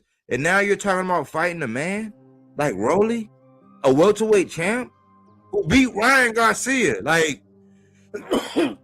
think about this. Ryan Garcia is known, and people be saying he just got a left hook. He don't just got a left hook. He got a straight right hand, because how do you fucking set up the left hook? Like, how do you, like, I don't want to get into that. But if Rolly Romero was able to make Ryan Garcia one of the most fast, like quick, powerful guys in his stature, like he was able to make him put his hand in his pocket and drop him. What the fuck you think he's gonna do to Clarissa Shields when she didn't even stop Franchon? Sometimes I'll be like, man, I'm not gonna waste my brain cells to even argue with these niggas. For what? Like for Clarissa's sake, I want to see Clarissa versus Rolly in the metaverse. You feel me? I don't want to see it in real life. I want to see it maybe AI. Maybe they can come up with a real life video game where she in one room, he in another, but they boxing. Because I do, like, you know, maybe that way she can show him, I can outbox you, but don't go in there and take the punishment that this man could give you if he forget that you're a woman for 1 minute. He gonna fuck you up. I promise you. But the first thing when that Russian dude dropped it, which I was getting at, she wouldn't stop saying he had extra stuff in his gloves and all that. I said, see, this is why it's like I wouldn't even like get involved with y'all. Because if he knock her ass clean, I said the same thing for Keith Thurman. It's a lose-lose. If he go in there and he clean her clock, they're like, oh man, why would he go that hard? Like, he shouldn't have done that. But then if he don't and she get out on him, it's like, see, she was right. It's a lose-lose. So if Rolly go in there and clean her clock and he got that RR strength, you know what I'm saying? So it's like, she ain't gonna be right again. She still wanna have kids. Like, you know, I don't think she can be the 49-year-old Pacquiao. First of all, Bodywork, why would she lie like that, bro? Like you that down bad as you gotta lie. Why would he take pads off for a girl, bro? Like, oh my god, man. Yeah, so and they was running, and that's one of them things where I say when you around and it's all your people, like that's when that intimidation. Like I've been around in situations like that to where it's like I'm about to fight this nigga, but like, man, if I get out on this nigga too much, they gonna jump me. I've been in them, and I can't stand that shit. So I understand that. So it's like she, like a lot of the time in the sparring sessions, it be like that to where you can get out. I think that's what be happening down there in Philly anyway. You can get out on me, but if you get out on me, then shit, you gonna have to get out of here too. Yeah, exactly. You know, exactly. So, like, you know what I'm saying? So, can I really do what I want to do? Like, nah, man. Hey, that sound like prison, right? Like a lot of people would be scared because niggas would be like, if you fight they peoples, you getting jumped off the rip. Yeah. You know, especially if you winning. So I ain't gonna let nobody beat me, right? But I know I cannot get this guy 100% ass whooping. Right. Because it's gonna stir everybody up. So I'm hitting him with everything, but I'm not really dropping the combos on him. You know what I'm saying? I ain't trying to finish him. I'm trying to make him quit. I ain't trying to finish him. You know? But that was enough to carry me through. You feel me? But if I would have had to, I'd have given him 100%. I ain't gonna let nobody whoop my ass. Man, she's just wild all the way across the board. Like it gets to a point these days where you could go on an interview and when they don't but like just look at the difference between the interview with Shannon Sharp and the interview in the ring. Nobody pushed back on it. They was all right there laughing or like wanting to say something. But you got a casual, quote unquote, Shannon Sharp, who dead ass serious. Like he not, cause she tried to challenge him, come on his show, and challenge him. I'm pretty sure she was beating his inbox down like how all Shakur and Bud, all of them do. All the podcasts, they beat their inbox down. I'm pretty sure she wanted to go on there, and he was like, "Oh, she really like wants smoke with it," and Yeah. yeah, he was with all that. Like, this not the ring, this not fight hype, this not TBV or any of these cocksucking channels, man.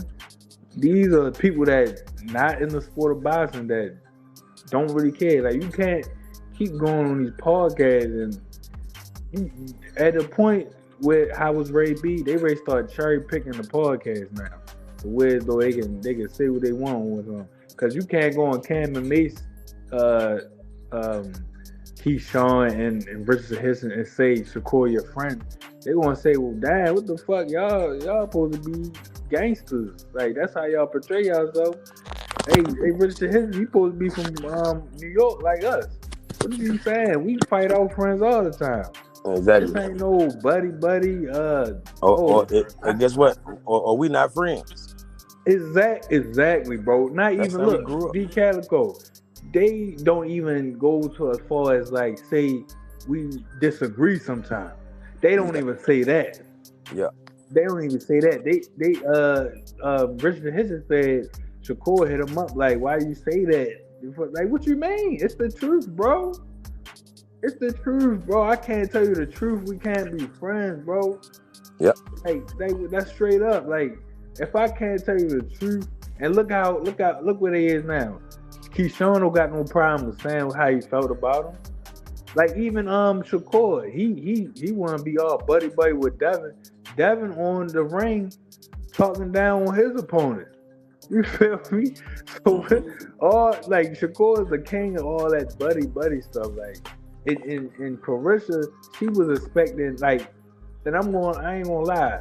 Only reason Ocho Cinco wasn't saying nothing because he got indoctrinated with all that the talking points of the boxers they be bringing to him, because they be wanting all the celebrities to be on their side so bad.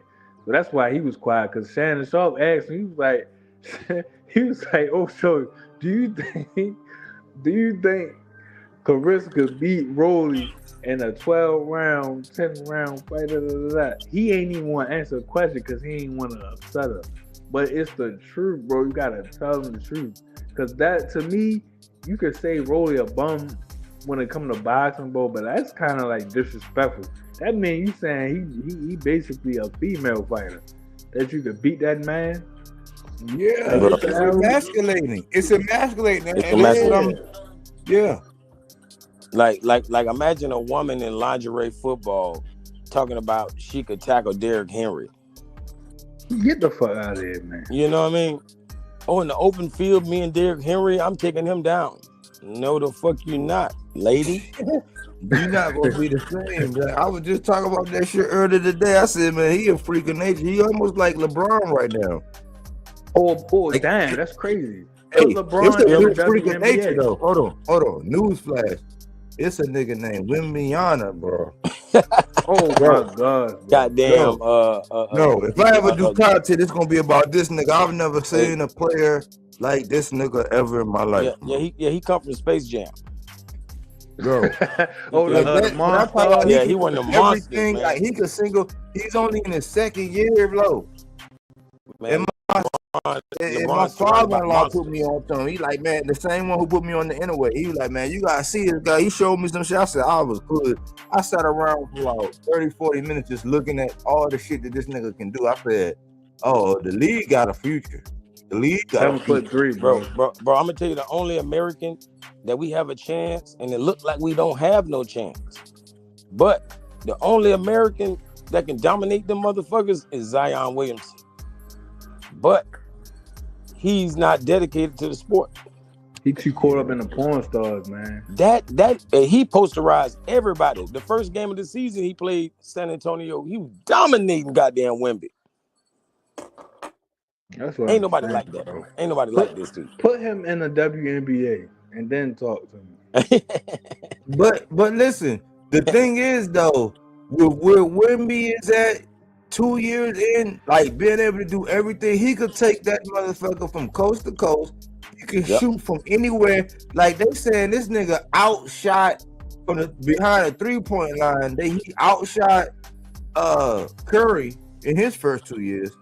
Yep. Like if this nigga Bro. if he got any momentum or he got control of the rock and he's anywhere in or around the paint, like he could dunk on you, or he's smart enough and got the IQ enough to where even if he can't make it, he gonna throw that shit on the backboard just to give himself, you Yep. know, space, time, and distance. Like I've never seen nobody. He's catching oops backhanded. Like this nigga can cross you over, take you to the rack, shoot you like if he can come right across half court and just pull up on your ass. Yep. Like I ain't never seen no Logo- shit like this from logo a nigga 7'4", 8 bro. threes tonight. Logo 3. 8 threes. He had 8 threes tonight.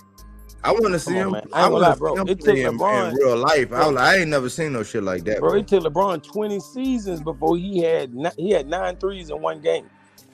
You say this Exactly. motherfucker had 8 already? Yeah, he had 8 threes tonight, bro. And he's small. He ain't even been on the NFL program. They ain't got his thighs right. They ain't gave him on that Nah, eating program. right. Like He ain't- that yeah, nigga like body Giannis. still like he ain't even like the force that he's gonna be, bro. Yeah, because He's right a now, nightmare, man.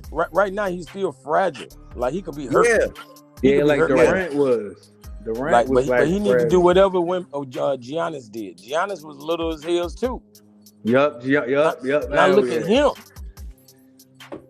monster. Yeah, bro. Like, They put gonna get him him in there. the WNBA. I'm telling you. Shannon Sharp, right? It's a reason they got men's sports and women's sports, bro. It's just like not even funny at this point. So you embarrass yourself like that.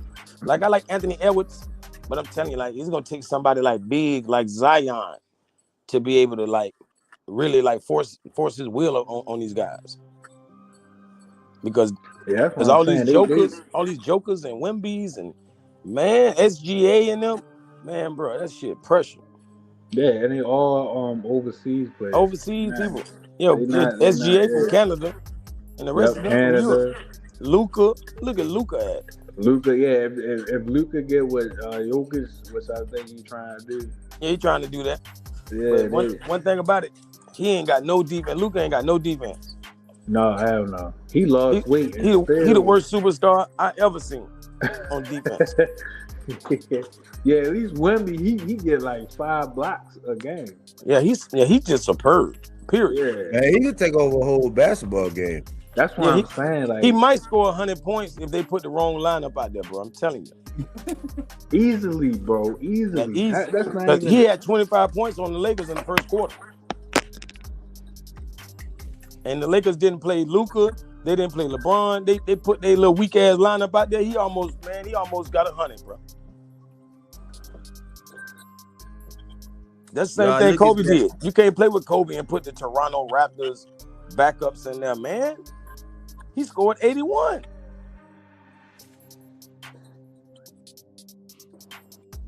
Shit, Whistlecom just scored 83 tonight. No, Bam Adebayo. ain't no way. I put this on everything. See, that's what I'm telling you. You put the wrong lineup around these motherfucking monsters, Yeah, the bro. Wizards. He played the Wizards. They played See, the Wizards suck already, and they probably ain't even bring their best. They played the Wizards. He scored 8. He had 30 in the first quarter. See, I got a wild card. I really want to see LeBron in Washington next year, just because they got Trae Young, they got Anthony Davis. You know, they're gonna have a high draft pick. They got Anthony Davis. Yeah, they got Anthony Davis. Yeah. Oh Yep. man, and they got that young. I like that little young core with. That's what I'm saying. They got a lot of. They got to go. That's gonna equal a good bench. You feel me? That's you what have I'm Bronny, saying. You get Bronny. You get the first pick in the draft. You get LeBron. You got AD, Trae Young. They could turn that shit around overnight. Damn, bro. See, man. Hey, AJ, you a Ravens fan too? No, I ain't not no more. Oh, you know I my don't know what they Eagles doing, guy. bro. I'm an Yeah, I don't know Eagles why they guy, let their but coach I go. don't know what's going on with the Ravens. I don't I Like don't know. know everybody what who they let their coach doing. go is stupid, bro. Like the Mike Tomlin thing, the Harbaugh thing, like that's just dumb, bro. You don't let no great coach go. And he took all his players with him. Ooh, who did that? Harbaugh? Harbaugh, damn near all them players went to the Giants. Oh, so I forgot the Giants got a real head coach. This crazy, bro.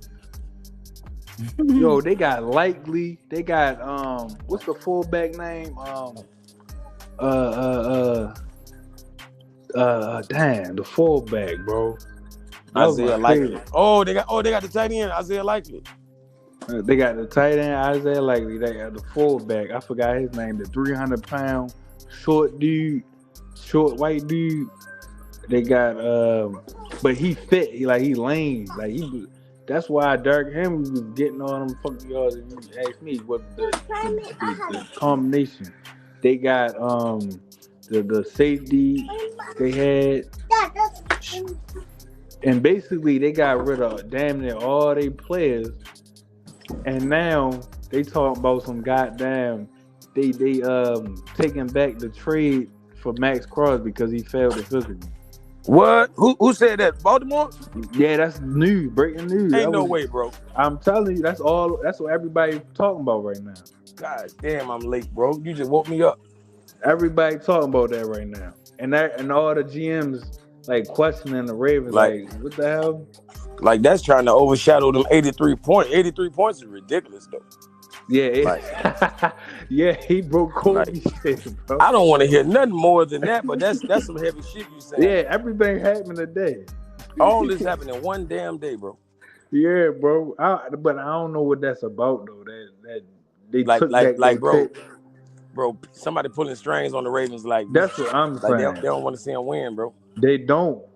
I Your ain't boy gonna need lie to to leave, you. man. He need to leave, man. I thought it was him, but it's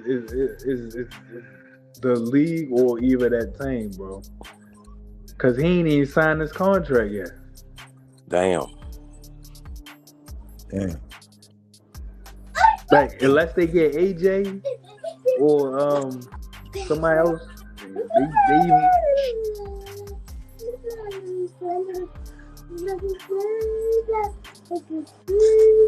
What y'all think about this?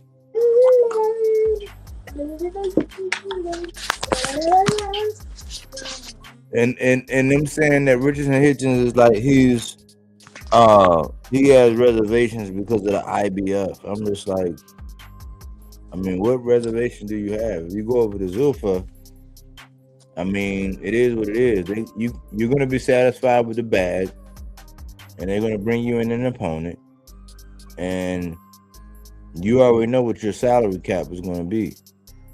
Like the ceiling is set, and they're gonna bring you in an opponent, and if this nigga knock your block off, then you know they can get rid of you.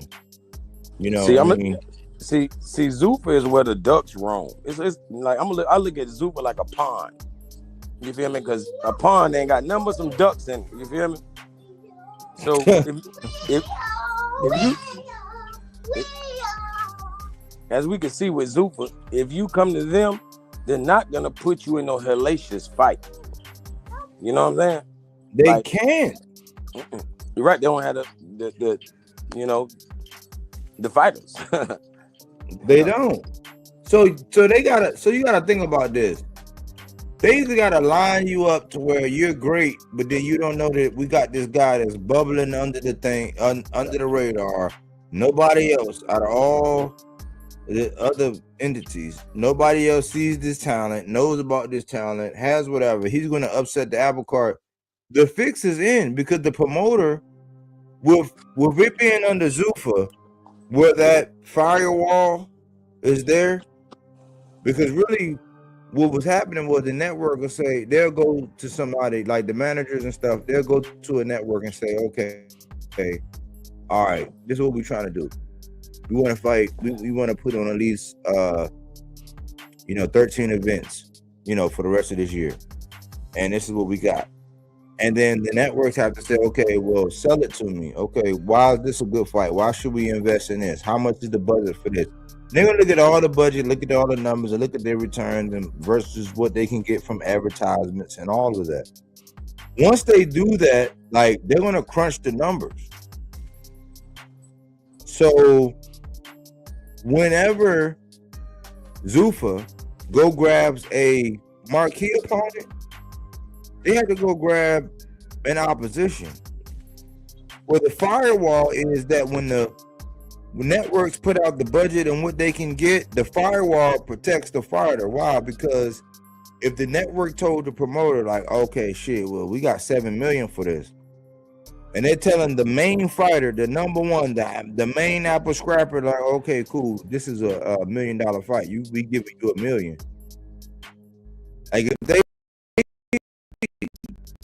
give his opponent, and then if you want to say 3 other fights, opponents, A sides and opponents, they're gonna break down the rest of that $7 million like $1 million. It's gonna be like $1 million for everybody else, and then they're gonna walk away from that. Under this new regime with a promoter, like where they're running it, like they might know that their budget to host this fight because of the venues and all these other things and having opponents is X amount. You're only going to get paid that amount. That's why I think maybe the other day when I said it might have been bad timing, but when I said that, you know, Bill Gates woke up to Oprah money, he'd throw himself off a fucking balcony.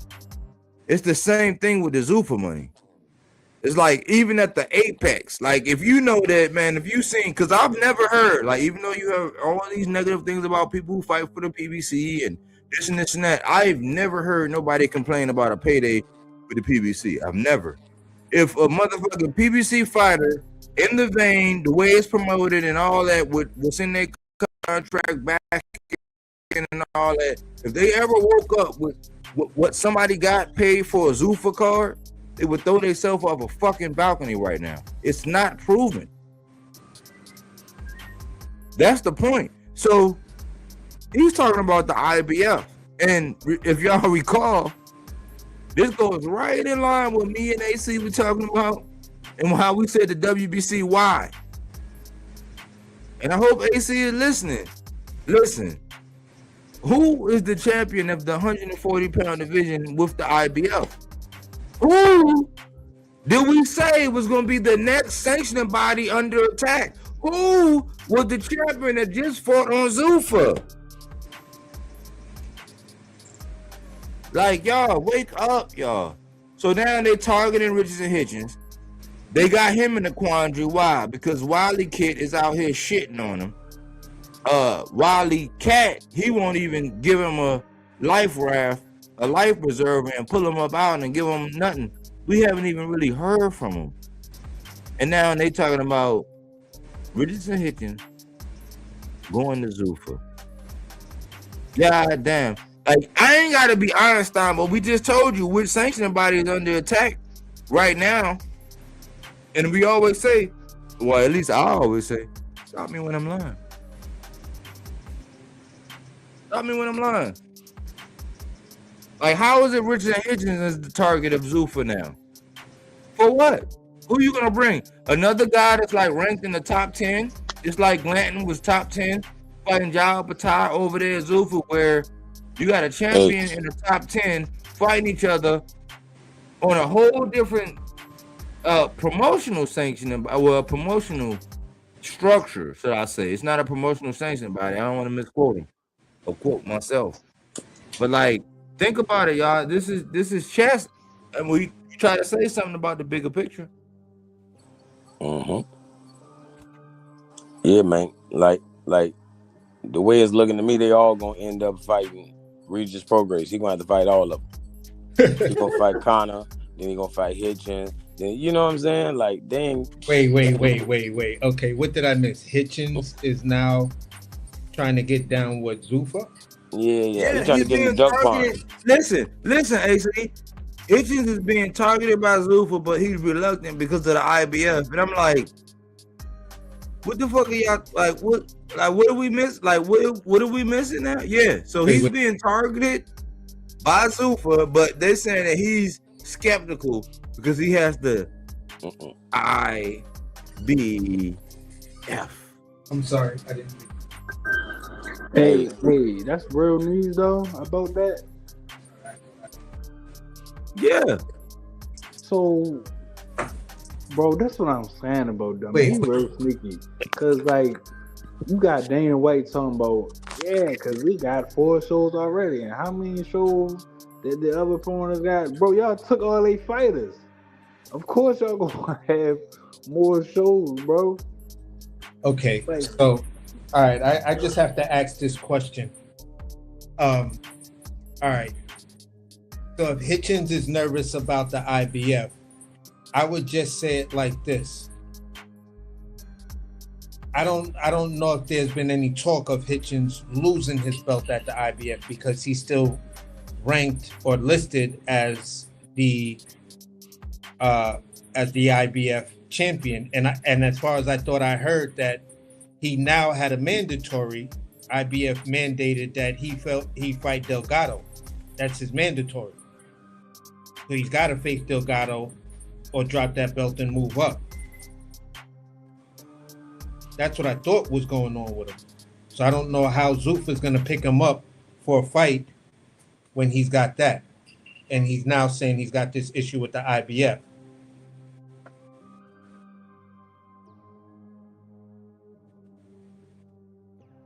Yeah, I guess that's dumped everybody. That's one of those things. But I just don't get it. For me, I'm like, all right, Hitchens. If that's the case, I tell you this: just go back 72 hours or so and just look at what the IBF did with Jairo Bataya. That's all your answers you need to know, whether you're gonna fuck with them or not. So it's all on you, homie. I'm trying to tell you, I'm not crossing the street to go fuck with them dudes. yeah, that's what it's looking like. But look, this what he gonna do, AC. He gonna take whatever deal they give him, how much money, if they money on him. Then he gonna be like, damn man, I want to stay at 140 and be undisputed. Or I wanted to go to 147 and fight everybody. That's what I'm saying. Like it's like a crybaby whole thing they doing after the fight, bro. What you signed for if you knew what was going to happen? That's my only thing with it. Jairo Bataya knew what was going to happen, but after the fight, he looking all sad and shit like that. See, bro, for me, it's like, okay, you had the opportunity to have your shining moment. I'm not there. You said you got sick. They gave you a mulligan and said, okay, we understand the health issues. Maybe you came up with some documentation or whatever that satisfied them. Then instead of them mandating or just postponing the fight and moving it back to another date, a shorter date or whatever, the fight is completely scrapped and you're kind of given a Delgado gift. It may be a gift and a curse. Yeah.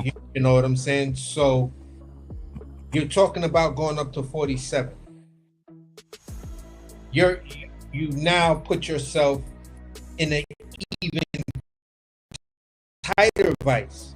The vice you was already in was tight. You said, nah, that one ain't tight enough. I need to go find me the tightest vice that's on the motherfucking planet so I can put my balls in it and then have that shit beat the shit out of me. So then you say, I'm gonna tangle with these motherfuckers here that just did this shit to this dude. And I think I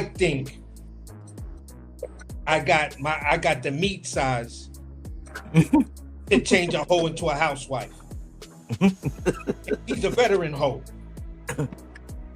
Like she's like Queen Hoe. If they had a whole ballroom, she would be always the hoe that's the queen. Queen Diva Hoe.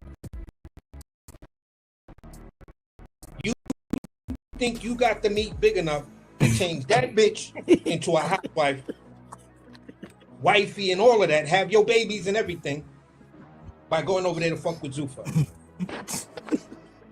Bro, I do not know what is in the legume, or I wish I knew the word for that black Haitian rice. I do not know what's in that. But you need to, have a come to Hitchison moment and really, really think about your career, because that would be the worst thing for you right now. You will completely put yourself on an island for no fucking reason. But it would collude what we were already saying as far as what the attack currently is. It makes sense. Yeah. But why would they even be talking about it? Why would he even be doing a press conference? You ain't even responded about the last situation, and now we're hearing that you're reserved about Zufa. Like, why are you being tied to Zufa with the IBF? Now, listen. The other thing is, the IBF just stripped Janabek. Yeah. So that's one. Yeah.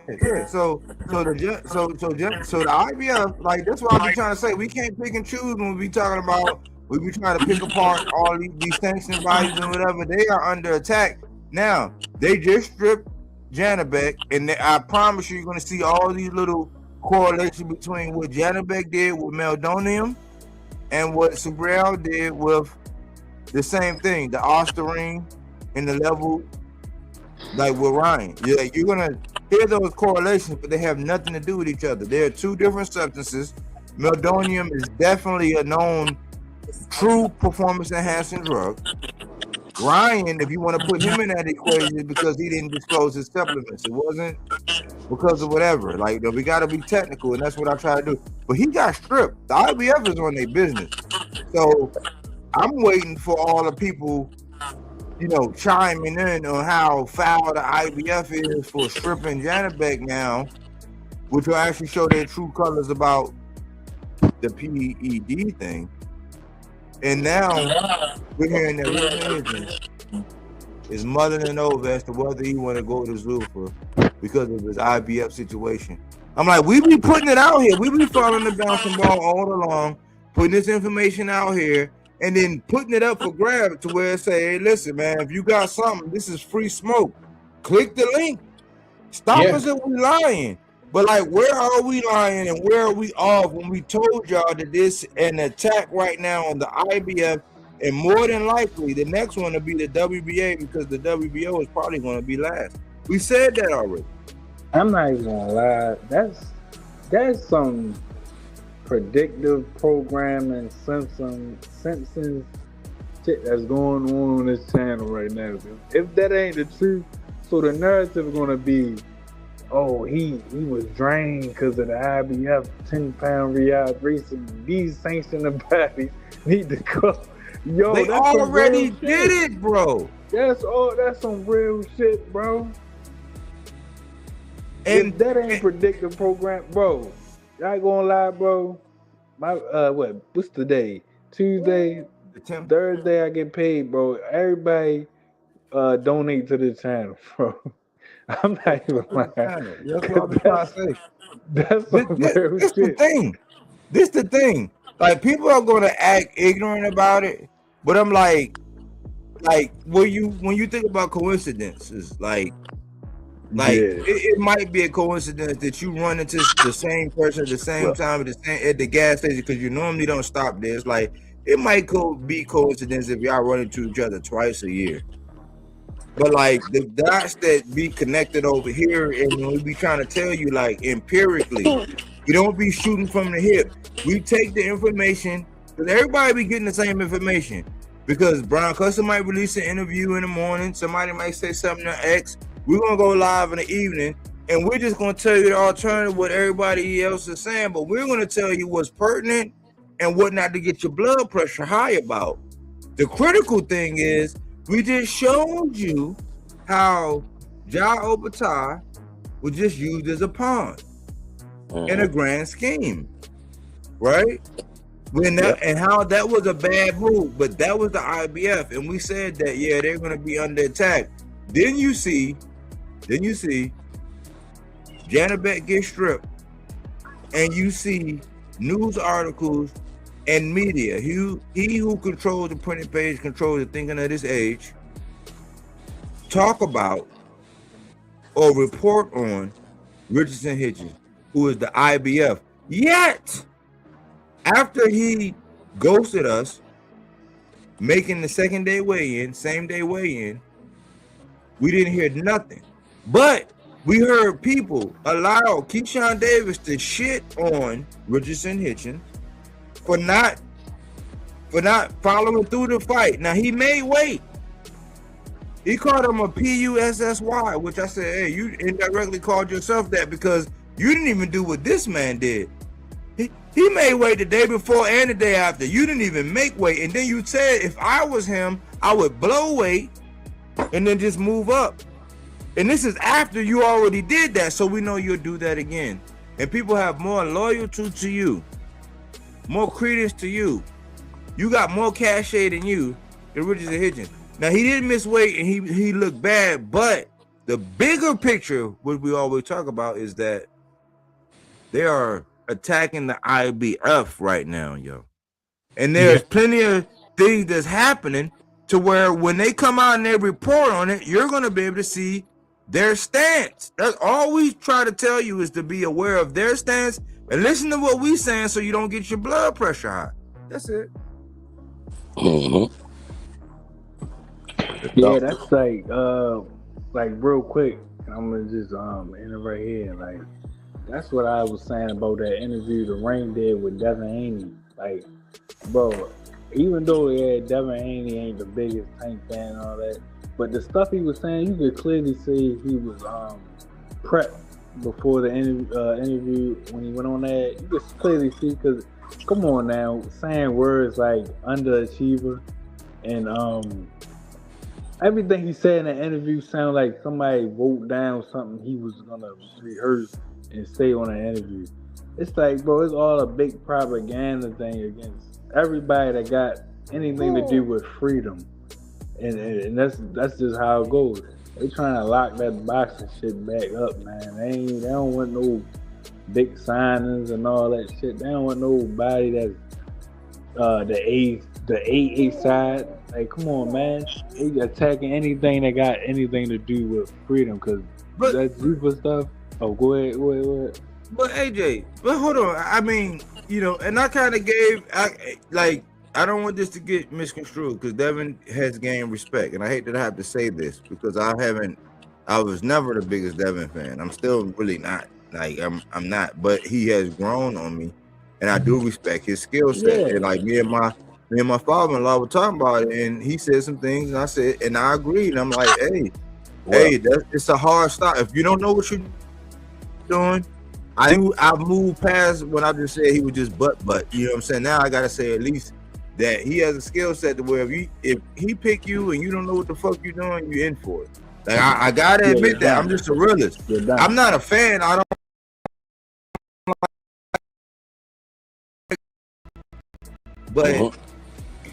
But like, even when you look at when you look at Devin, and when you look at the fact that right now you say that man is an underachiever, but in the same breath you're calling him out, saying you want to fight him, and he ready to fight Rolly. That's what I'm saying. He had to been prepped for that interview, bro. He got beat by Ryan, Oscarine or not, and you ready to try to fight Rolly. You said you wanted to fight Pitbull, so they telling you what to say, bro. Like, come on now. Yeah, definitely. Hey, watch this though. Like, when it comes to Devin, like, even if you watch Devin's shadow box, is different than 98% of all boxers. Like, shadow boxing, you'll see all these guys throwing their punches. No, Haney working on nothing but feints and pivots and movement and defense. Like, it's such a workout. Like, his shadow boxing is such a workout. Like, even his style is such a workout that's kind of like why my guy Frank Martin burnt out. Using all those movements and all that, pure technical boxing. And muscle. It really burned people out. And muscle. Don't forget about that, Calico. He too much muscle. Yeah. Frank got a lot of muscle, so yeah, that definitely wore him out. But I'm saying, like, that's why most people just stand there and bang it out and lean back or whatever a little bit, because it's a lazier style. It don't take as much effort. You know, Haney's style really take a lot of effort. I ain't gonna lie It do. You gotta be focused. I know that one thing. You gotta be focused, and you gotta you really gotta be paying attention, because it's just in football. It's like when a wide receiver is checking when a cornerback. Cause I used to play corner. I had default. I was running back. I defaulted to corner. But like, you gotta respect every move that the wide receiver doing, and there's some wide receiver that's gonna make you cover every blade of grass, And if you don't honor it, then the minute you don't honor it, and that's what Devin is mad, and that's why I have to give him his salutes. It's like, you have demonstrated a level of professionalism to where it's like, if somebody in there and they green or they got an aspect, and y'all know more than we know, because y'all see things and you know what you personally are capable of. Like us, we look at it on the outside looking in, saying, okay, cool. We're gonna give him the benefit of the doubt on this, and if he was able to do this, then okay, cool.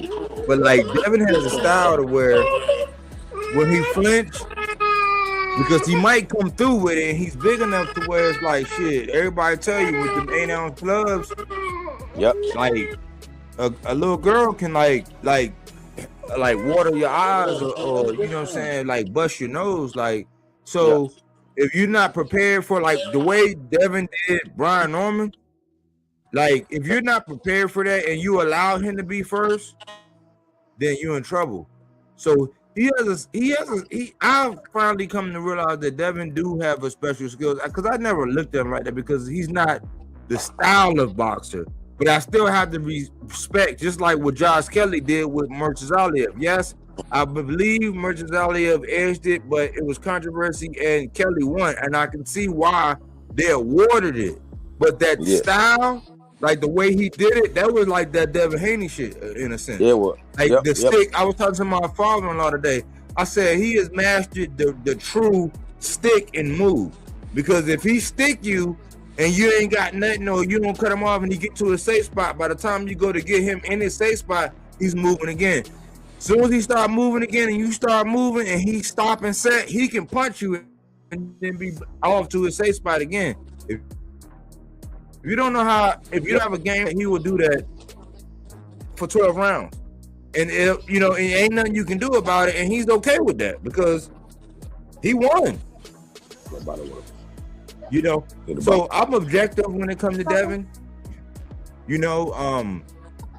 I just think it's wild that he called Tank an underachiever, and that's one of them things that we really gotta highlight, because he who controls the printed page controls the thinking of this age.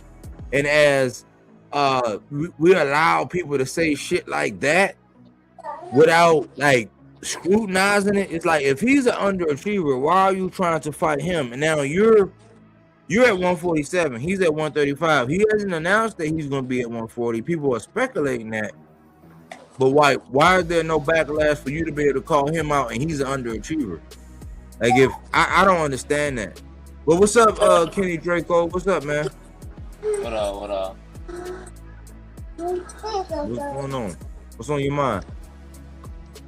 I gotta agree with what you said with Devin Haney. I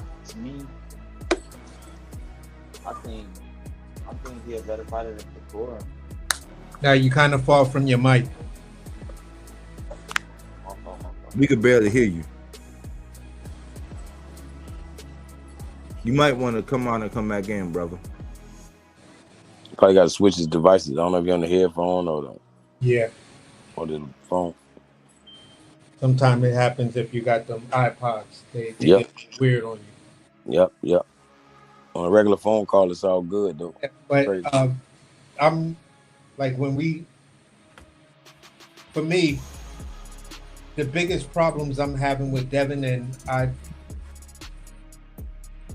I knew watching that interview, and we're talking about the same interview that he was just in when he was on the Ring magazine. I didn't get through all of it, because I was starting to get this feeling that he just will not take accountability for nothing. If people seen you hugging and you had the ability to stop him, then say, yeah, I was engaging in it. Don't try to say he was doing more than me or whatever, whatever. It's let me own my shit. Let me take accountability and move forward. Yeah, I could have stopped him. I did agree to that part. But for me, if you turn around and you say someone is an underachiever, that you're still trying to live the limelight of him. And this is coming from a fan of yours, bro. I'm like, you have to stop doing that. Like to keep trying to take away from your future opponent or whatever, it's still showing a level of immaturity in how you attack your professional career. So if I want to say I'm the greatest, then everybody I fight has to be great. That's just the rule of thumb that I would have. And that's where I landed. So Kenny could come in and give his piece. Go ahead, Ken. You there? Hey, Well, go ahead, D. Calico. Go ahead, man. let's say, I'm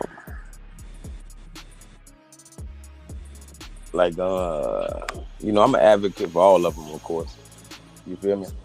So I think like y'all, as far as that, there's no need to be downplaying the opponent. You feel me? Mm-hmm. Because in my eyes, I can see the greatness. I see how all of them could be the one. Like it's definitely a path for each and every last one of them. But in the case of my brother Haney, he's the main guy that does that about his opponents. Like even Shakur has finally stopped doing it. Like you can't be calling people bums. You feel me? And get in the ring with them. Yeah. It's to me, it's like then Terrence he was Crawford. cherry picked then. It was like Terrence Crawford does Errol Spence. Like what the hell? That is your greatest opponent, man. Right. That's your greatest victory. Right. Nah, he just said he ain't gonna be in the Hall of Fame.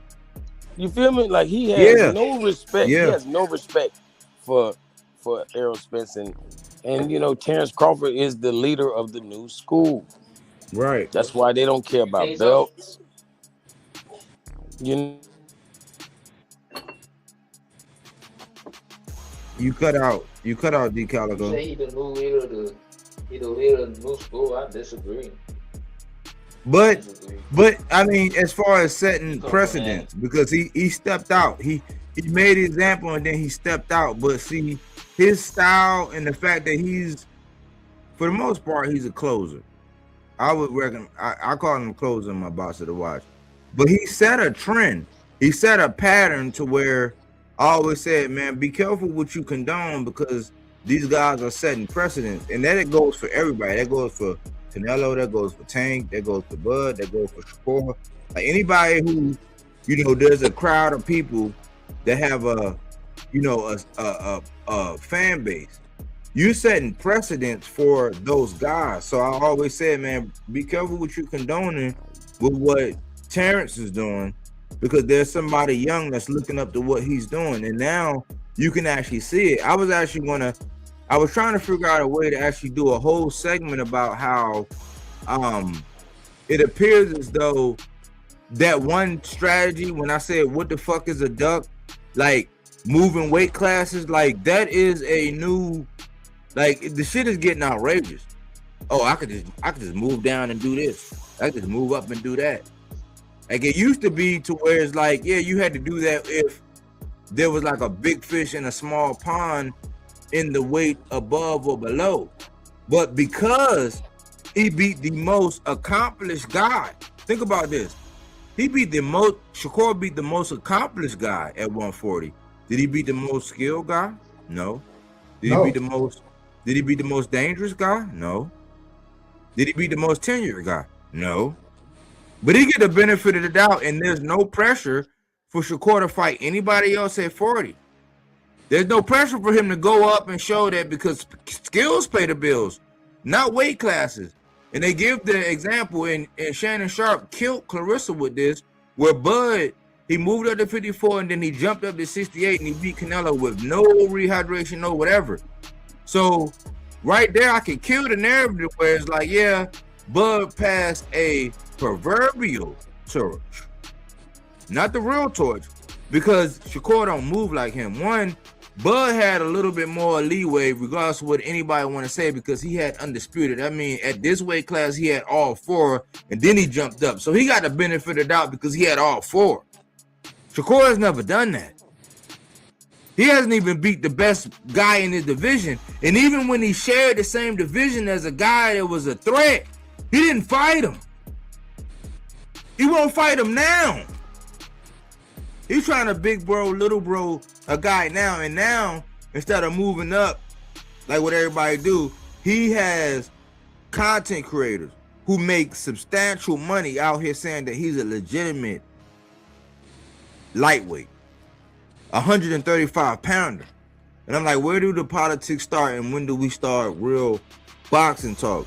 Y'all allowing these guys like Keyshawn, he's supposed to be going up to 47. He says he has a name. He says he has a date. He says he's going to fight sooner than what we believe. Okay, well, when that name comes out, I want to see the backlash. Because it's not going to be nobody that he did the Linguini method with. And this is the standard of boxing right now. I ain't gonna lie, it's really cause it been like that. Shit, it's just propaganda. Shit, everything involves around propaganda. And that's the he who controls the printed page thing. So why can I? You know, so with that being said, it's like, who are the voices that are gonna push back against the propaganda? To try to set the propaganda straight, to be like, okay, you can say what you want to say, but I'm going to lead you to the facts that, to what we're saying is, these facts are mostly coming from this person's mouth. Or we're looking at the moves and saying, you said you wanted this. Just like we were asking the question with Obadiah. Previously, you did an interview. You told us, you are undisputed. You're not thinking about the heavyweight. Don't even talk to you about a Usyk fight, because the fight that should be had for you right now is you and David Benavidez. It makes no sense to talk about Usyk when there's a legitimate, maybe even a bigger threat in David Benavidez. I was loving that conversation. I was like, yes. And then we find out that you signed to Zuffa. And we're like, wait. How the fuck how is that going to happen now? So when we talking about you saying that shit gonna happen, I don't know how it's gonna happen. Ain't he going for that other belt that German got? He going for that belt now since he got stripped.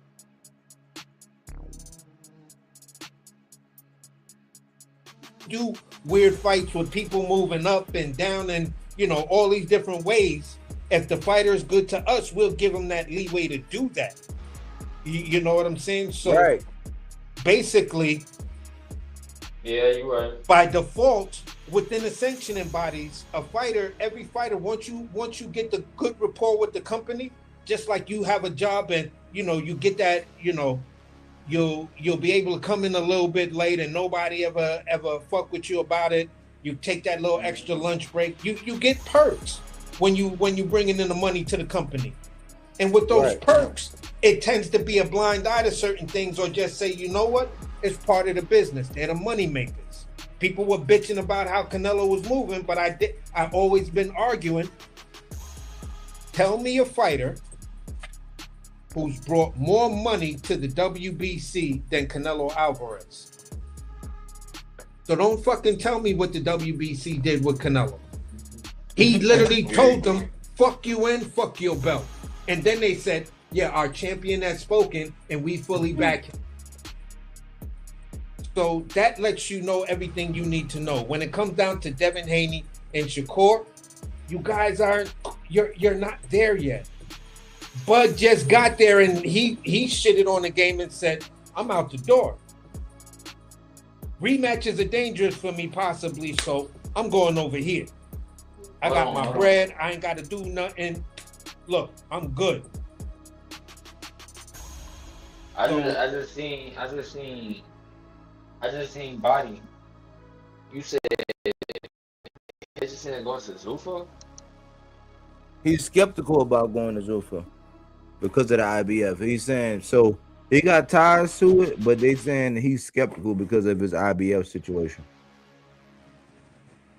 But he's already been warned, just like, and I could do a segment. This could have easily been that because Richard Hitch is one of my guys, and I said, listen, I've been one of your biggest supporters. I've been out here being a mouthpiece. I've taken a lot of flack for you when people say you talk too much and all this, and I've been saying, no, this is a guy that never fought a guy with an upside down record. This is the guy that survived TMT. This is a guy that didn't suck down to 35 and then move up and get all this grandioso praise. He's been fighting name competition. Just because y'all don't know, that don't mean that he wasn't, he has not proven himself to be the skilled boxer that he is. The only difference between him and Devin Haney is the opportunity. So for me to hear that he's having reservations, I'm like, what's the reservation? Like, are you hungry? Like, are they giving you just a bag? We just seen this with Turkey. It's gonna be at a smaller scale. They're gonna bring in an op.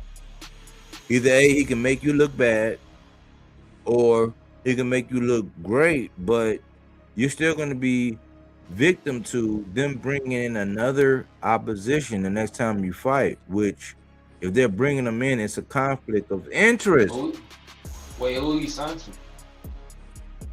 He's a free agent, technically. Oh yeah. And this is why I was saying what I was saying about Boots and what Eddie got going on. I'm like, man, y'all don't want to put a foot up Eddie ass, and y'all just gonna give, like, y'all got everybody scared to talk about what's going on with Boots because y'all don't want to offend anybody in Philly about Boots. It's like, the reality is the man like forfeited his momentum, and now he's on the outside looking in on all these fights. And just now, ironically, after I kicked him in the ass, all these people who've been shitting on Virgil and Oscar and all that ever since November the 8th, they just now come around and start talking about Jermell Charlo and his accolades, but he's the third option. So in their, like, so this is one of the major channels, like they get, whether bought or not, bought and paid for subscribers or whatever, attention and all of that, like people who watch and the numbers say this and that, like just based on the numbers. They're just now giving Jermell Charlo his kudos, saying that he was the last lineal, that he never got beat since he gained undisputed, outside of him jumping up to 68. All the things that was said on Bodywork Boxing, all those, they're just now recognizing why, because they're up against it. And I'm like, we need to be more active in speaking the truth in real time, so we don't have to be so hindsight is 2020-ish. And I find that ironic, like, because just last week they were shitting on him saying, no, the last week and the week before that, Jermell Charlo can't get a fight. I'm like, well, the same thing y'all praised Devin for, fighting former Glory champions. Well, Jermell Charlo might be a former Glory champion. He just never lost at 154, and that's the weight division that you're campaigning in. And he's the lineal. Do something. He's the third option. They say Josh Kelly is the first. Jermell is the third. And the second is Xander Zayas. I've never heard Xander remotely say anything about even trying to link up or do anything with Boots. Yeah, I'm like, this is Eddie. This is Eddie once again leading y'all astray. And I'm like, man, like, y'all can listen to Eddie if you want to. But that's my take. My take is this real quick.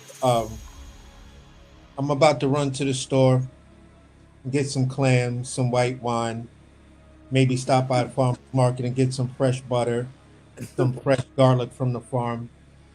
Stop at the supermarket and get some pasta, and I'm just gonna make me a nice big old plate of linguine clams. So if we gonna stay with the linguine method of what you're just saying Boots and Eddie are doing, I'm always gonna, do my best to have my little side joke to say, yeah, here we go again.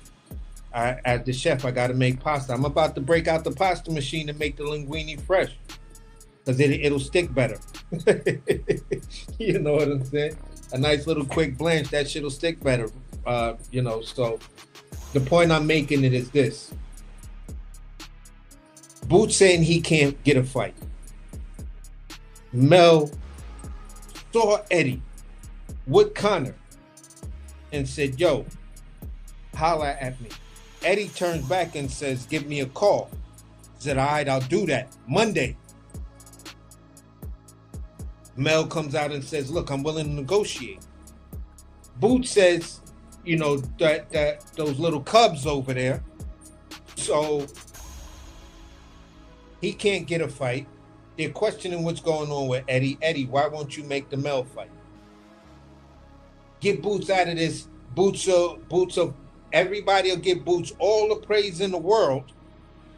You feel what I'm saying? Because they're like, okay, finally. Even if he won on some big dog shit, it's like, all right, sign a 2-fight. This is a freelance deal. You can still be a PBC fighter, but you're just gonna sign this 2-fight deal with us because we got the network. So sign a 2-fight deal with us. One of the fights is of your own choice. It'll be your tune-up. The second fight is Jaron Ennis. Winner takes all. Put that out there. I think Mel would take that. And then Boots wins. Okay, they're gonna reinstate the lineal. Now you're a real lineal champion. You're a ring champion now. I ain't gonna lie, shit changed, bro. Charlo not a player in the game no more. Like nobody looking at Charlo like, oh my god, we want to see Charlo back. We don't want to see Charlo back. If he come back, that's cool, but we don't. Ain't nobody looking for no Charlo, bro. To be honest, I'm not. And that's why this is an argument I was also making before with saying the unfortunate part of this and the business side of this is Eddie's gonna give him an opponent like Madrimov.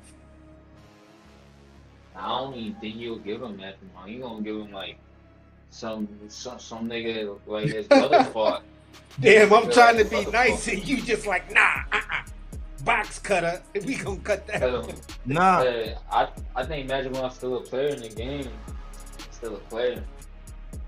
No, but the tragic reality of it is when we look at it and we trying to keep our blood pressure down, the tragic reality is it's going to have to be somebody affiliated with the zone, because what I think everybody missed is that Eddie signed this deal where he got like a 4 or 5 year extension with the zone.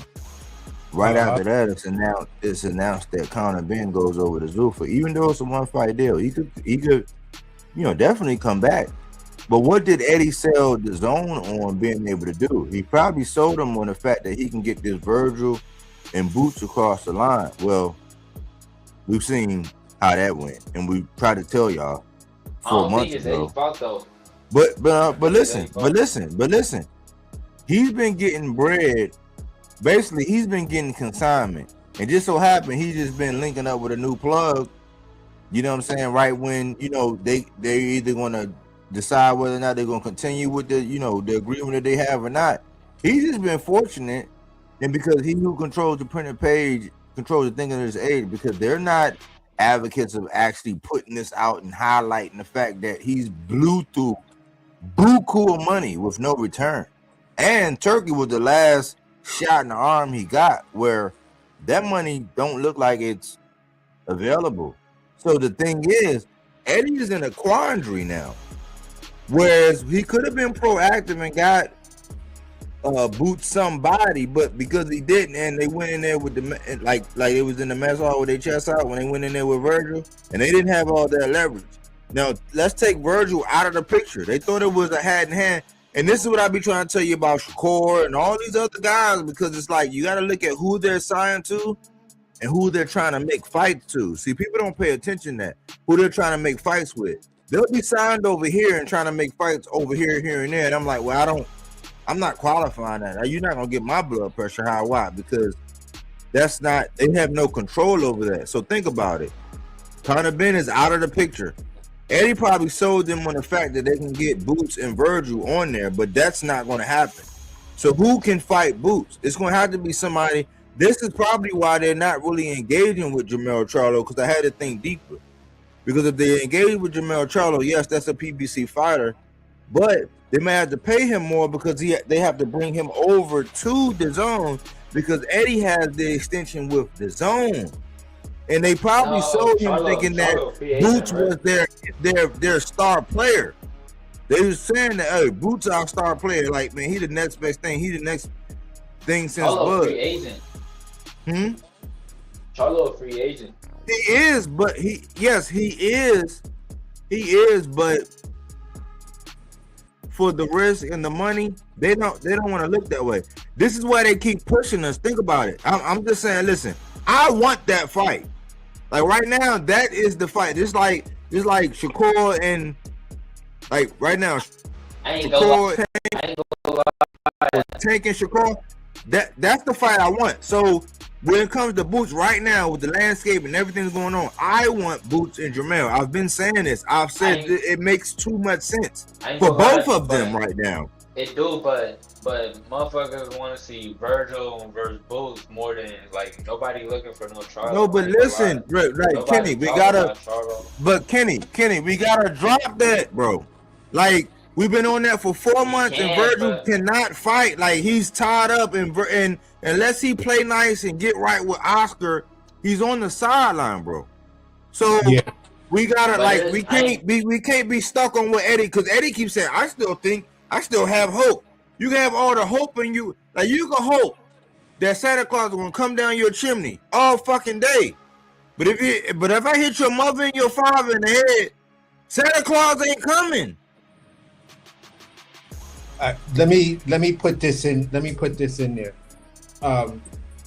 For me, I think that the zone deal had probably, for me, had more to do with Eddie's announcement of saying he loves domestic fight.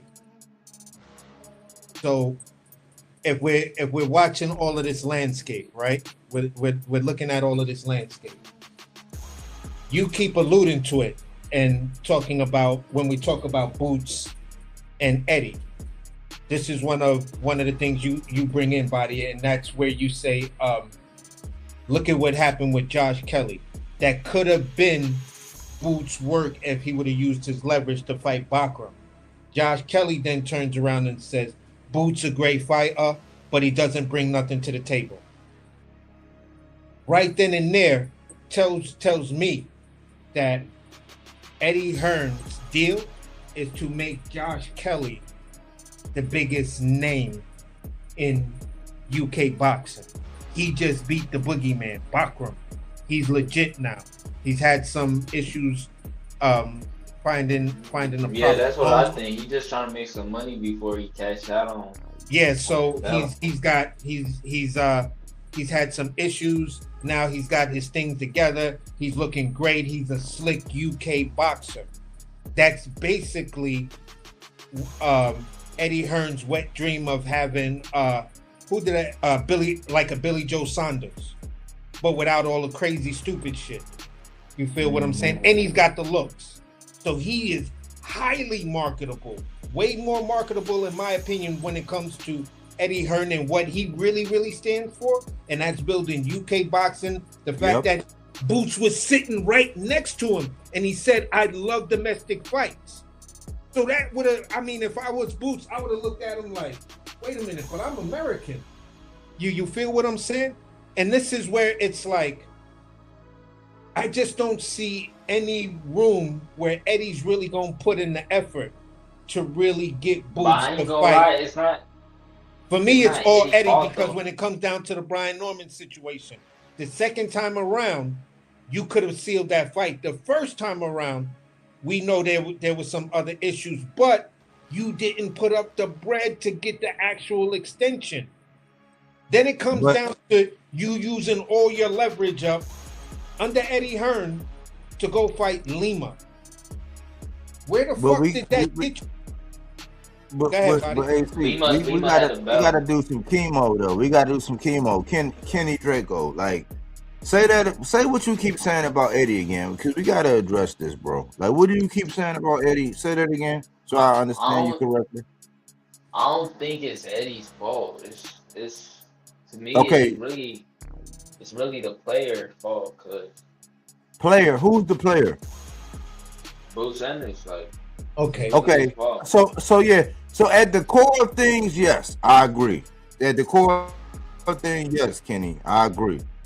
But let's not like let's keep our steel toes on Eddie fucking neck. Why? Because you gotta think about it like this.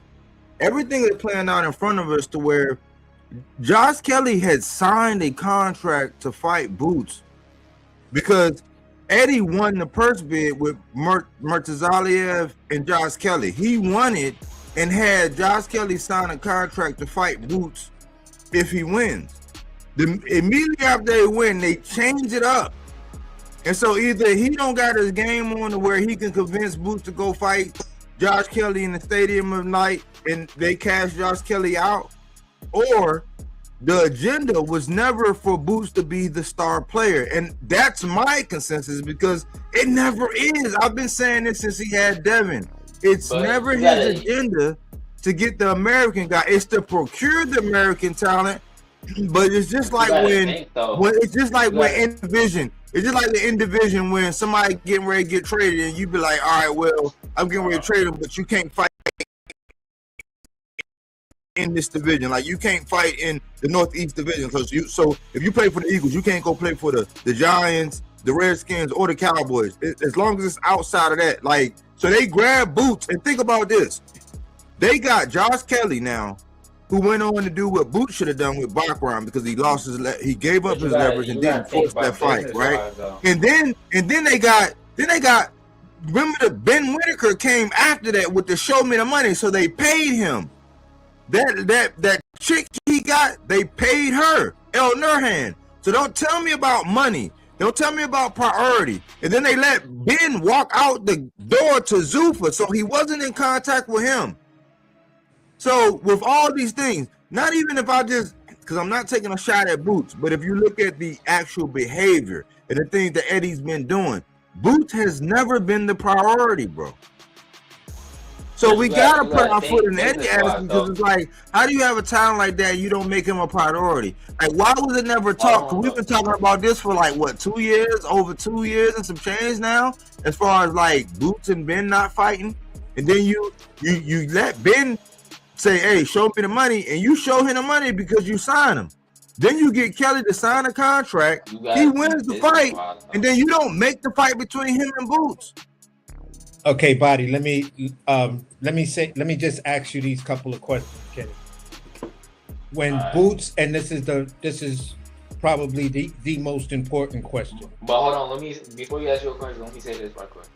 You gotta think business wise though. Like if you try to make the most money, why not have multiple stars from different countries?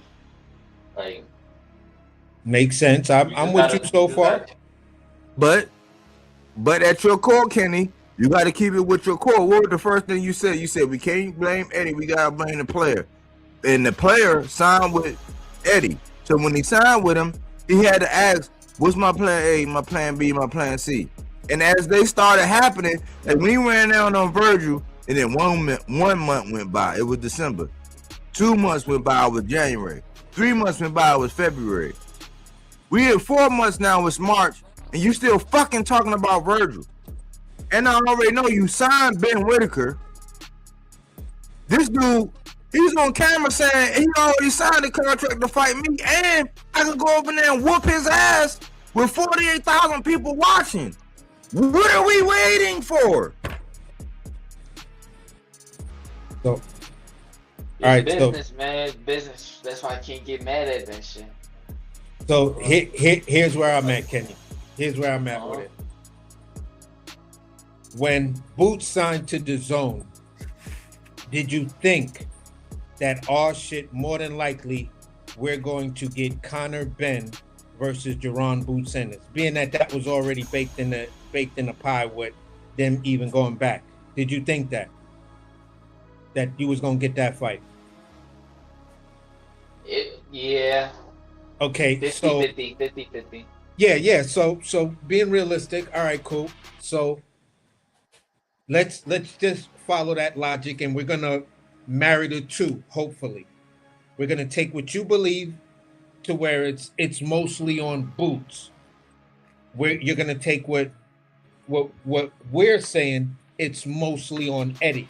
There is some Jerron Boots in his culpability, and you can go all the way back to when he fought Stanionis, when he was sitting in that theater, and he had the one-on-one with the guy, and they were talking about certain fights and stuff like that, and he was like, "No, I gotta be more important. I gotta be more part of the deal because even though I'm at the tip, I'm supposed to be the one to take all the responsibility.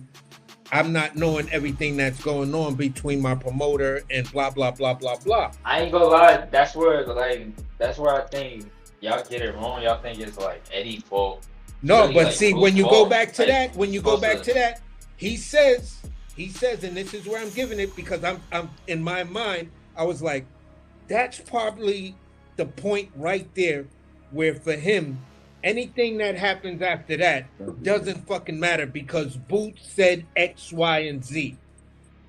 Right? Okay, boom. So we're gonna rock with that. We're gonna stay right there. You know what I'm saying? Moving forward, we have other situations. We're going into the B norm thing, and then we're hearing 54 That's what it's not Eddie's fault. undisputed. Hold on, let me say. We're hearing undisputed at 47. We're hearing talks of 54. We're hearing stuff about send a contract because Turkey sent a lucrative deal to fight Terrence Crawford. We heard the offer of you to fight Virgil Ortiz. We even heard that you were sending offers to people like Charles Conwell. That's the Linguini method. You're throwing shit everywhere to see what sticks. Charles Conwell said, "Yeah, I'll fucks with you." That's why I say it's not Eddie's fault. I didn't think that my value was this low. So when it comes down to it, if you claim you're the spear, right?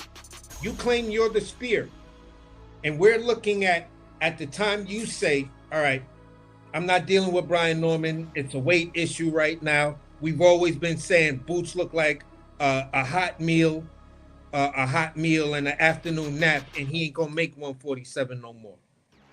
So I'm giving him the mulligan on that. You go up to 54. There was the Virgil fight on the table. The Virgil fight was on the table. You said, "I need 2 tune-ups." At that particular point, you gave up your fucking leverage. To where now you have to do. Fault. No, Boots but ain't understand have what I'm saying. Boots ain't have no leverage to begin with. Yes, he Nobody. did. Like, Yes, he did. Because really the part didn't. that you're All he had forgetting. was, Let me finish. the Philly Stadium. No. The leverage is in his name, his facial recognition within the boxing community, the hyperbole. Like that, let me finish. The hyperbole around him. He had 2 belts, and he was the ring champion. With all of that luggage, all of that Gucci luggage and Louis luggage and Prada luggage, you supposed to go up to 54, like you got the entourage. You call the shots. But because you did that 2 tune-ups, and Turk was like, "Oh no, call me when you serious and you want a big fight," because that was the Virgil fight that they fucking turned down for 2 tune-ups. Bro, at that point, you gave up your leverage. What you saying, Kenny? I don't think he said he wanted 2 tune-ups. He said he wanted 2 tune-ups. No. We gotta look at We gotta look at what actually happened, bro. Who did he get? He got Lima. I don't think he got Lima. I think okay. Turkey. Hold on, hear me out, bro. Okay. Turkey was like, he brought him a deal. It was like, you gotta fight in Saudi. And Boots was like, "Nah, I ain't fighting in Saudi." And then that was it. And then Turkey came out with he wanted 2 tuna. That's what I think. But why would you even think something that's but let's Because let's allow him to we think don't that. know if he Okay. actually No. said that. That's rumors. But, okay, That's Kenny. rumors. All right, I'll We'll give let that you that. have that. That's opinion. That's Okay, rumors. cool. That can't be proven to be That's why rumors. because he hasn't had the second fight yet. But the first one damn sure looked like a tune-up. And we know that there's history where This why hold I say it's on. not Eddie's fault. But Hold on. listen, Can I? I'm about to get to that. Alright. I'm about to get to that. I'm about to Alright. checkmate. I'm about to checkmate the shit But y'all out of gotta let me Eddie. talk though. Y'all be talking for like 5 minutes straight. Well, I mean, but go ahead then. Say what you gotta say, Kenny. So this is why I say it's not Eddie's fault. Eddie is actually smart. He is actually a smart businessman. Lima had a belt. That's what y'all don't understand. Lima had a belt. If he would have fought any other random bum, he would have just fought any other random bum. But Lima he had a belt that put him in position to be the mandatory for who? For Xander. So Eddie is actually smart. I don't So know what what was y'all talking about. okay? There's no belt. It's no belt that boosts this one to make him no mandatory for no Xander. He's So- still an interim, so he still got a belt. So Interim for what? That's The why- IBO? The IBO? the WBA. No, he's not. Look it up right now. Go look it up. Go on the WBA Who, website. who did he He's an fight? interim. Who did Lima Boots had- fight? Lima had the belt. That's what y'all don't understand. Lima What wasn't belt? Lima wasn't Lima- the interim champion. He was the IBO champion. He was the Because of- IBO because- champion, bro. Because Then how of did now, how Let me- did Boots get the WBA? by default, because what happens is for the IBO, it's once you get that in the UK, you can use it for a feeder system to actually go for one of the US or predominantly world. So it's basically the recognized same stuff. thing. So he's still an interim to the WBA. So Yeah, Either but you way, could it have don't still matter. you could have used that leverage. You gave up. Hold on. This is what we're trying to say to you. He gave up 2 titles, 2 sanctioning body titles, and the ring belt to go fight for the IBO belt, which at the end of the day,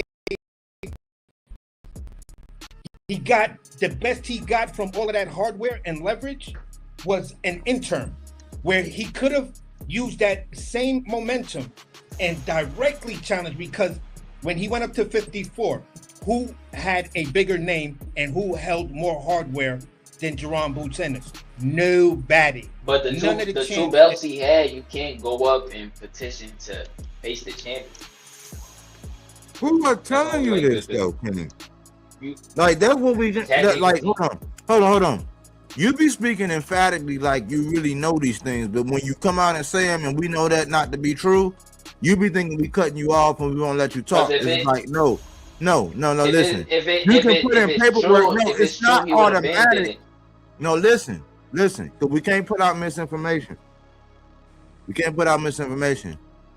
You can petition for it, and the likelihood of you getting it is that you will. But it's not automatic, meaning that, oh yeah, I'm at 47 now, I'm going to 54. Oh, I'm automatically. No, you have to put in paperwork.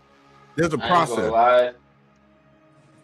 Neither one of those belts. If Boots was Tank, they would have made that shit quick. See, It we don't matter. can't do that, Kenny. See, Kenny, you done did the typewriter like 3 times, bro. We gonna go ahead and let you go this evening, man, because we not getting nowhere. Like you keep sliding, and right when I'm about to nail your ass to the cross with this Eddie shit, and you keep doing the typewriter on me. You know what I'm saying? So we're not even gonna do that. We done went too long. You keep doing the typewriter, man. Like you keep sliding, we stop you, and we tell you that's not how it works, and then you come out with something else. So how you want to land your plane, brother? How you want to land your plane, brother? But I'm only saying that because the whole point, it comes down to the player. This whole time I've been saying this, it comes down to the player. It's Boots' fault. It's nobody else's fault. It's Boots' fault. That's what I'm been trying to say. All right, then, brother. All right, then. Well, enjoy your evening, man. It was good chopping up with you, man.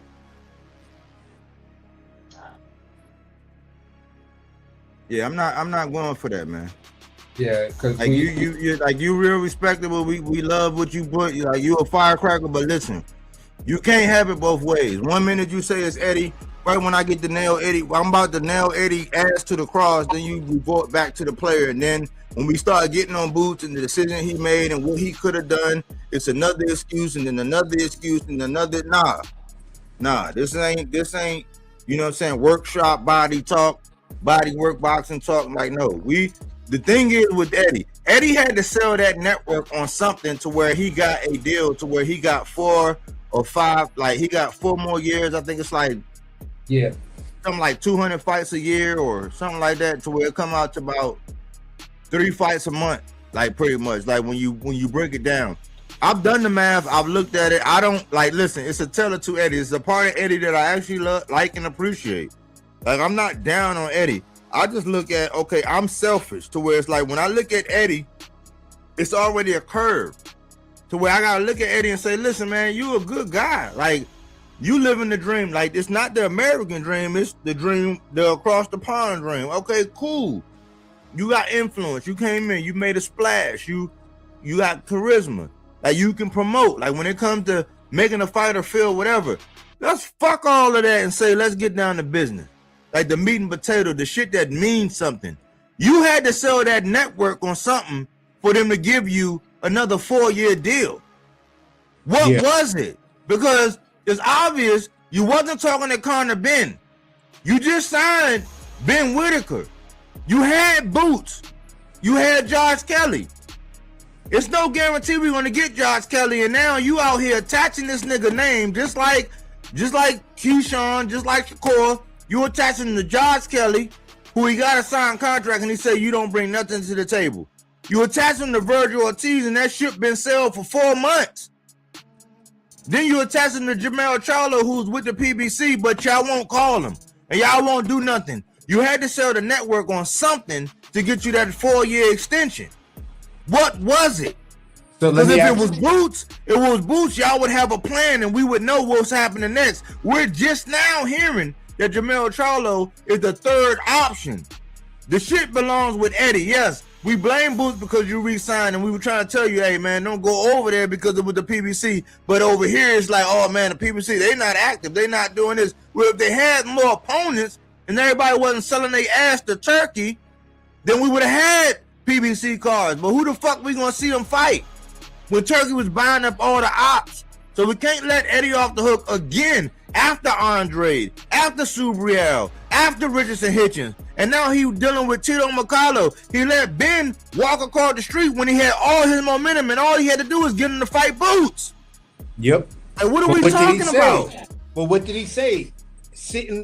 Boots is sitting right there next to him, and he said, "No, I'm not putting Boots in the ring. I'm not putting Conor in the ring with Boots." That fucked everybody up. We cooked on that like, whoa. Now we got an answer. Because we all thought that we were going to get the Conor Ben versus Boots fight, possibly in the UK.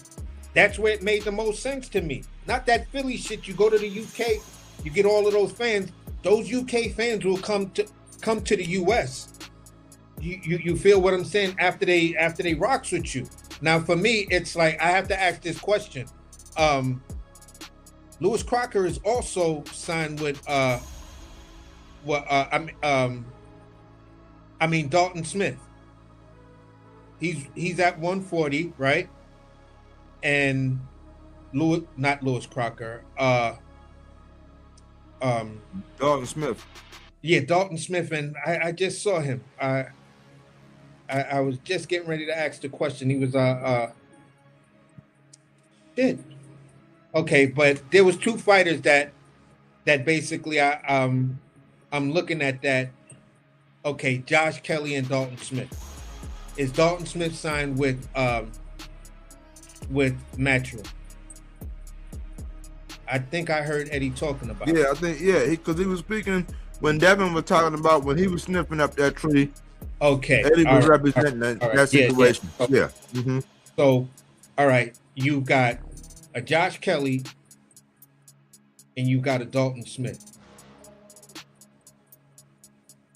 Conor Ben, you got 2 champions. You got 2 champions you could shop. Plus everybody else you got, and plus looking at his track record. Like for me, I think he just sold it completely on the fact of building UK boxing. He's like, I don't know how he can really try to build off of the Zone USA without turkey money.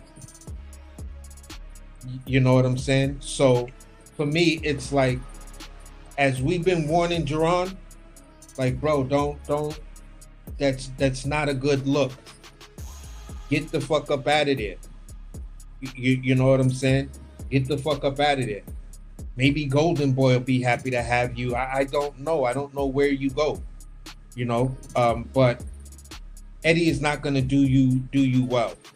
And if he got this deal, and now we're looking at the deal, and you're asking the right question, that what the fuck did Eddie say to sell the Zone on the extension when you have nothing planned for the one guy that's probably within the top 3 of the biggest names that you got, or if not the top, but he's somewhere in the top 3.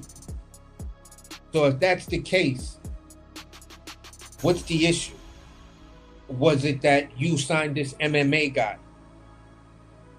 What the fuck is going on? Because it doesn't look like there's any movement to make a big announcement or telling us, yeah, we have a big announcement about an upcoming Boots fight. And for Boots, it's just like, why are you so silent?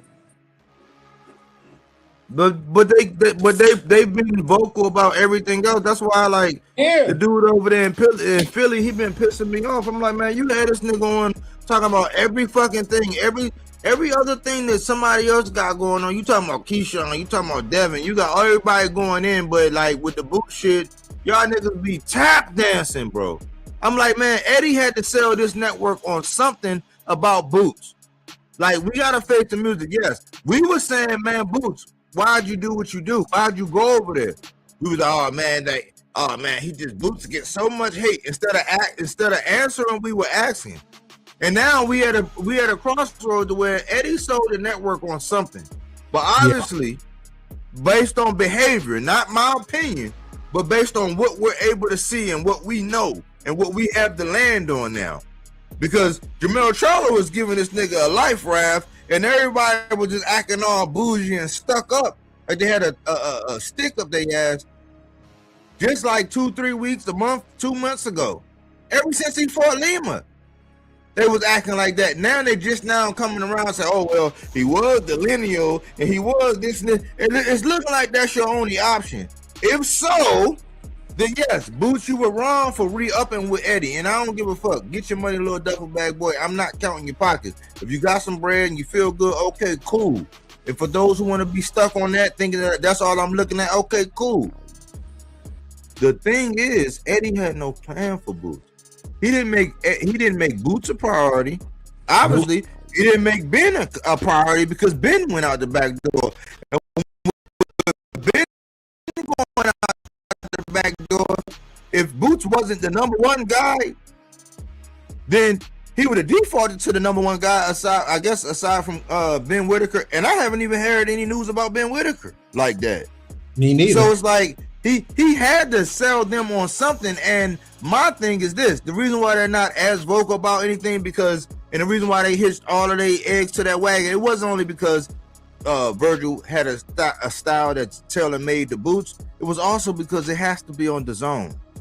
So any option where Boots has to go outside of that, I don't even think that's on the table. And that's why it's mum. And that's why we're probably going to get what looks like originally planned 2 tune-ups. It's gonna be somebody else from Europe or somebody over there that can fit right in the Zone or whatever, or somebody like, if they entertain Jamel Charlo and he decide to come over there, they're respectful and give him a bag, because it's like they don't really want to pay nobody.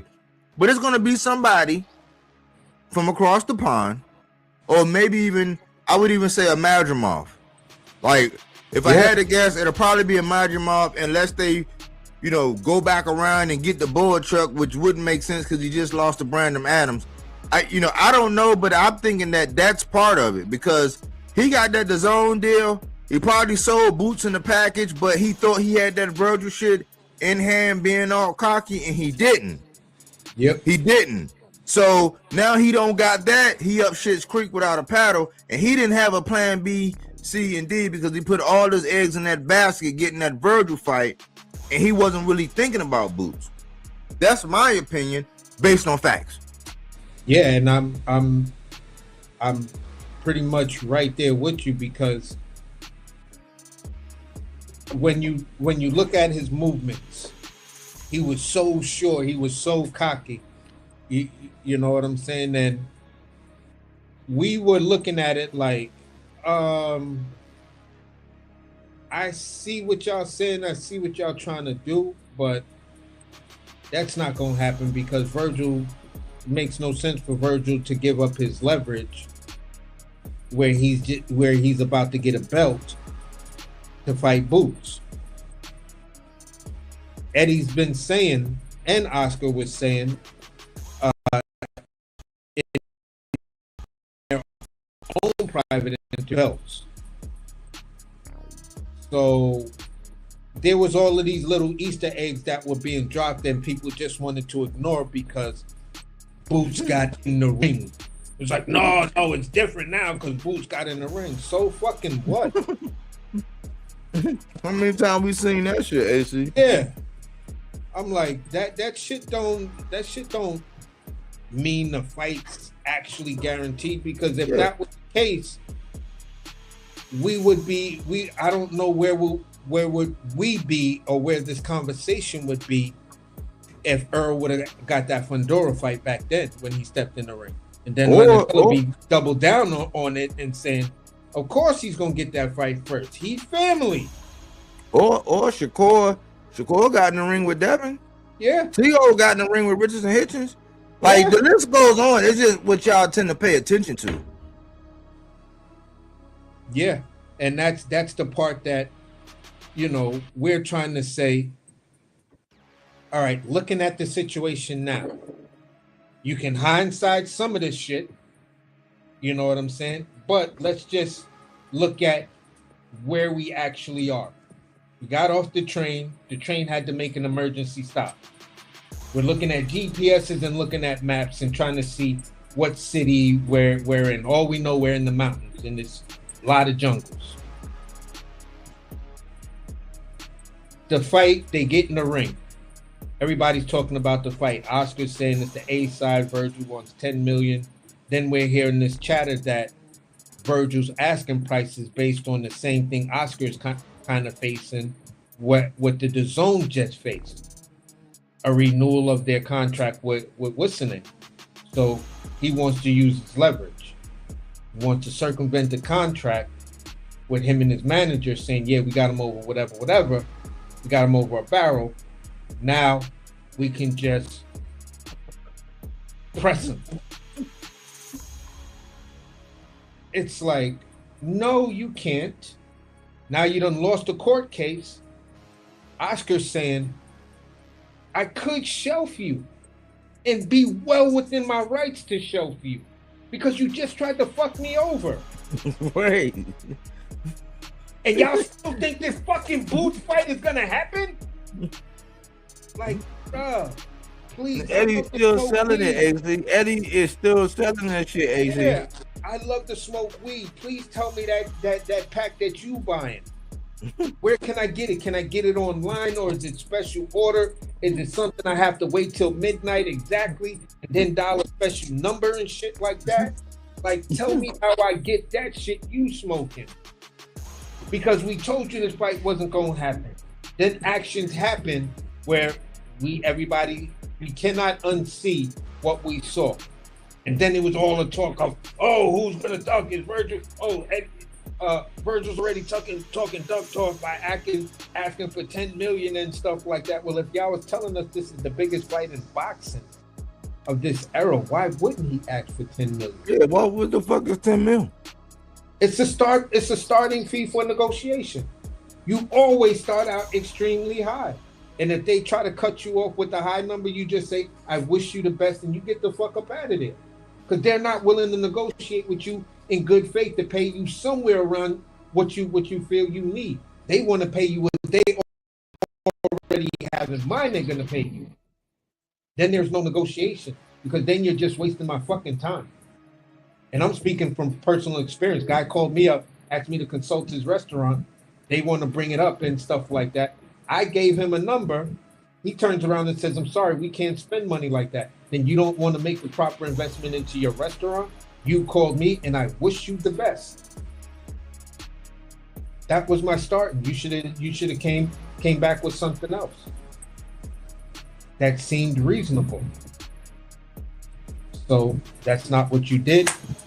I ended that negotiation, and I know now they're like, oh shit, I didn't think the guy would do some shit like that. But that's how you call being a shrewd businessman. You don't play fucking games with people. I gave you a shot, you blew it, and now you fucked up. Boom. That's the way business works. Look at Virgil. You just fucked up your career. He really did. Look at Obadiah. We're asking Obadiah, how do you recover from fucking around with Zuffa? We're trying to warn Richardson Hitchens not to go to fucking Zuffa. We warn Boots, don't fucking re-sign with Eddie. But yet, we don't understand business. We don't understand everything. We're not really the type of people that are just using what everyone always wants to talk about and say common sense. But I always say, you know, why is common sense not common? So that's where I'll leave that, bro. Yeah, I mean, to me, it's like we gotta get out of the vain thing, and I hate that if somebody was stuck on loop back early and thinking this way, but this is the same like rigmarole that we go through online. Like when I see people spew out the same answer, like first time you see an interview, it's probably going to be the first pinned comment, and there's going to be like 34 to 68 idiots, you know, commenting and saying, "Oh, preach this, and that." It's like we don't give a fuck who we think gonna win the fight. We got to get past that.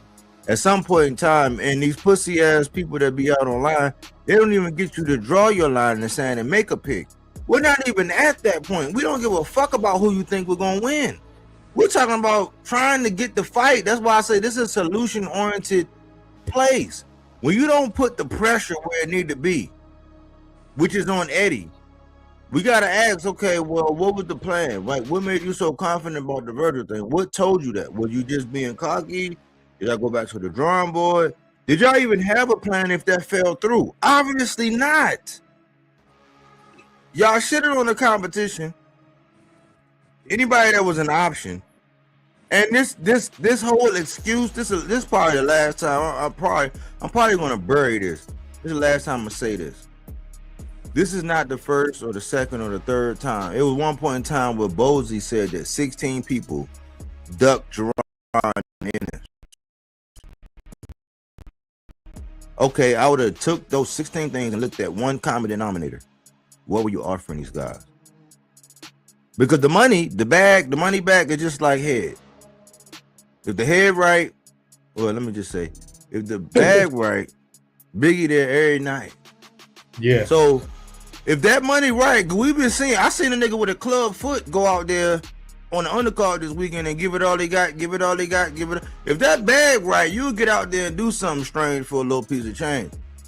You know what I'm saying? So we gotta hold Eddie accountable, and we gotta say, listen, man, you are mismanaging another one of our U.S. boxers, just like you did Andre, just like you did Subriel, just like you was doing with Richardson Hitchens, and why you didn't re-sign him just because he came on and said he was a free agent. So what?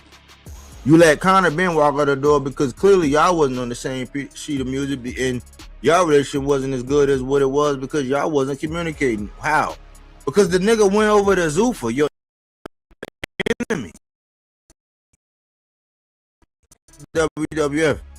That's like conspiracy shit. I'm not even gonna go into that. I'm gonna say I'm gonna focus on what the task at hand is, and I'm gonna look at Boots. Stop with all the shaming and saying, "Oh man," and trying to pin the conversation because you don't want to point the focus where it need to be. Let's say Virgil and them duck. Let's even go to the conspiracy that Virgil and Oscar and all them are all in cahoots. Let's take all that and compartmentalize and set that to the side. He wasn't the only fish in the pond. Nope. So what was the plan for Boots? There was no plan B. There was no plan C. There was no plan D. And when you look at it, everybody you coulda, shoulda, woulda fought was over there with the PBC. So if you're gonna waste your time, effort, and energy debating whether or not Boots can beat this person and that, and who's the next star, and he's the second coming of Roy Jones, that's cannon fodder. Get the man a motherfucking fight and put your foot in Eddie's ass, because he might be doing the Oscar where they said Oscar was falling asleep at the wheel. This might be Eddie, just like everybody else in that learning curve where he fell asleep at the wheel and he fucking up Boots' career. Now, I mean, that's the bottom line. At the end of the day, it's no hate towards Boots. It's just like the job. You've been used like a pawn. Maybe you was put on the shelf. Maybe you was there to build up the people across the pond. But either way, we don't know what you got going on next. Yeah, and that's the only thing we're saying. We want to see these guys in the ring. If we see them in the ring, that means more than likely we're gonna get them in a fight. Hopefully, that will answer some questions. We'll see them in a fight that says, okay, if you can't get this one, why are you not staying busy? Why is Eddie not putting you in a position to stay busy? You know, the money is in just watching Boots. You know, Boots has a solid market in Philly, so there's a viable place that he can fight. Give him a decent opponent and stuff like that. Maybe some common opponents in other people and things like that, and see what happens. But as long as the man is busy, and then now he knocked off his 2 tune-ups, we may find him in a position to whereas because of those 2 tune-ups, the demand is so big that this fight has to be made. And if Oscar can get his situation across the line, Virgil can find face and have a heart-to-heart with Oscar and shit like that. You know what I'm saying? And say, all right, if I'm gonna stay here, you know, my only thing is just get me, I'll give you the ability to do 5 fights. Give me the choice of 2 and I'll give you 3. Or even if you say I'll give you 4, give me the one. Give me the one I want the most, and that's that Boots fight. So I'll give you a fight right now that makes money for you, put some change in my pocket, and then we really go after Boots. There's so much different ways to negotiate, but on Virgil's behalf, he has a fucked up manager. You know what I'm saying? Oscar's been trying to say, go that route. We're leaving money on the table and building your stardom. Build your stardom, build up the equity, and then we can go for the mega fights. Because Oscar's like, right now, if I feed you the Boots, it's not a good look for you, bruh. But Virgil is on his shit where he's like, I don't give a fuck, I just want to fight. I think I could beat him. And if he should happen to pull that shit off, Virgil is gonna skyrocket. He's gonna be someplace else. So it's like, look, Boots, let's not worry about the Virgil fight. Let's worry about getting you a fight before the end of the summer. Let's worry about getting you in the ring and getting you a solid opponent that's actually worthy, so people can want to either spend their money to see you and go to the actual fight. Like you got a supporter that actually went to one of your fights that's on this panel, and it's not me.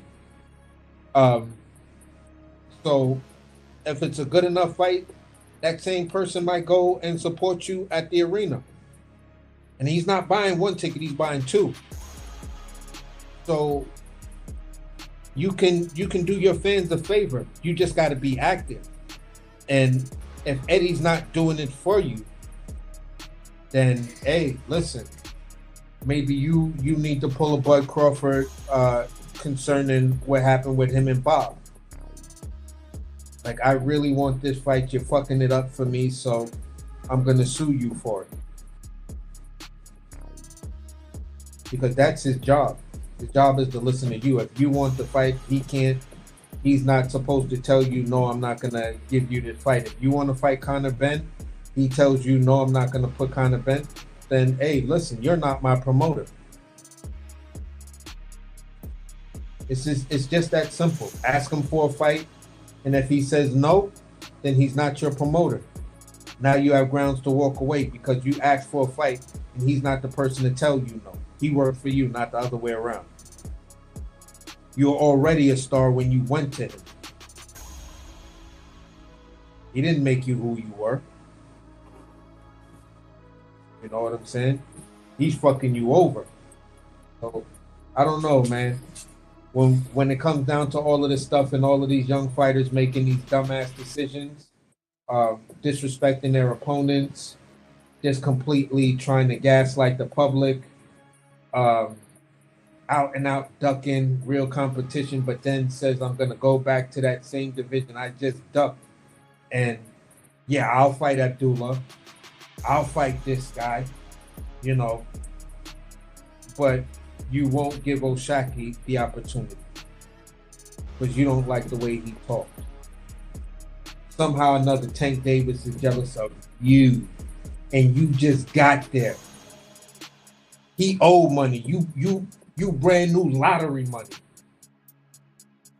You didn't really earn that shit. It was more so given to you. You played the right numbers, and there you go. Like dude told you, you caught a lick. You caught a lick in Teal. Stop fronting. You knew what it was when you made the fight with him. It was a lick.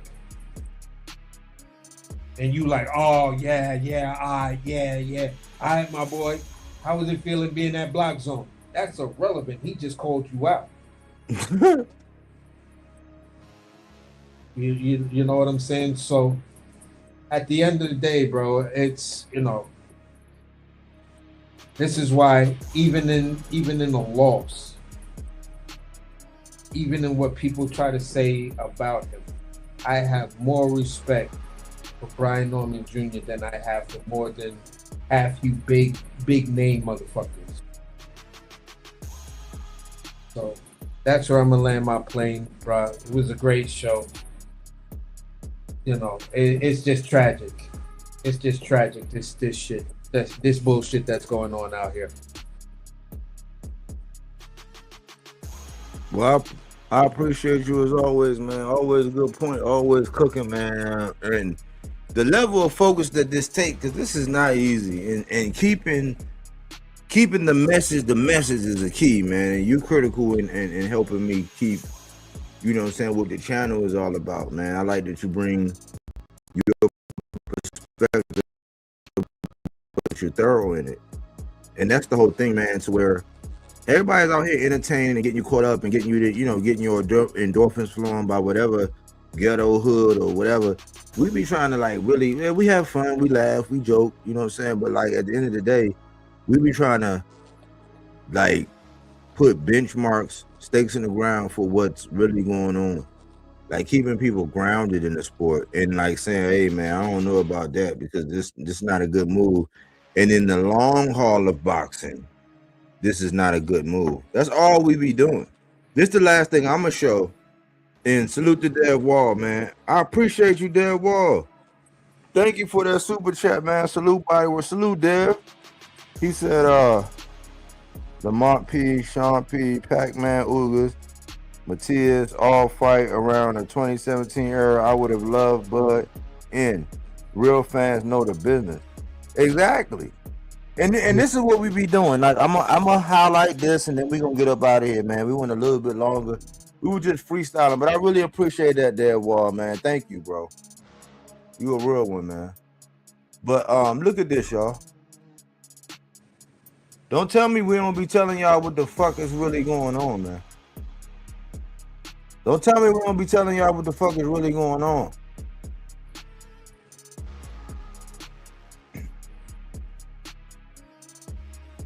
Ring Magazine, an attorney representing Jao Batai says the boxer has good reason to believe the IBF's decision to withdraw sanctioning of his title fight with Brandon Glanton was a product of coordinated industry-wide collusion designed to punish him for working with Zuffa Boxing and to deter other athletes from doing the same. Per a letter sent to a sanctioning body president that was obtained by Rings. Look at who's down here.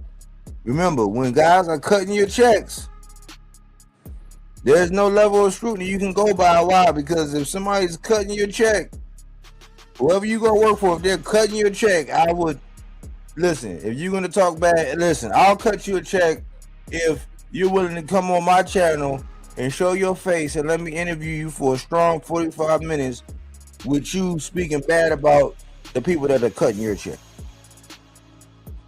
Versace Boxing and Mike Cap. This is what we trying to tell y'all, bro. Like, this is how they do it. He who controls the printed page controls the thinking of the age. And hopefully he was able to put something in your rucksack, man. But I'm trying to tell y'all, man, like, this shit be weird because boxers get to do whatever, and at the end of the day, they got a bag. And yeah, they're gonna play naive because a lot of the time they just looking forward for that big bag. Oh yeah, man, they paying how much? Oh, okay, cool. Yeah, I'm gonna take that. But they don't be playing chess like that. It's not until they mature or they look back at their career and say, man, yeah, it was times when I wish I would have took my career into my own hands. Yeah, I wish I would have slowed it down right here. Yeah, I wish I would have chose this path or did this or asked about this or be more hands-on. It's clearly that, man. Listen, this is the last thing I promise y'all. The other day I listened to that interview with Brian Custer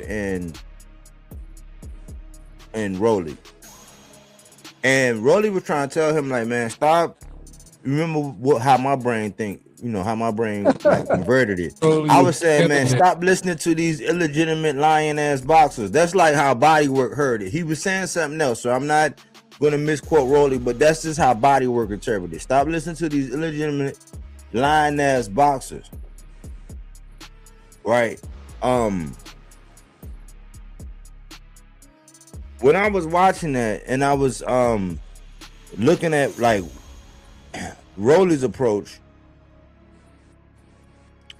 like there's always an agenda from the media and what they're pushing, and he's like, look, man, when the fight is made, then we're going to promote it, and until then we're not really going to say much about it. Like there's nothing. Go ahead. Yeah. What you say? No, I was just laughing because I had to keep pausing it because that shit was like ice cream.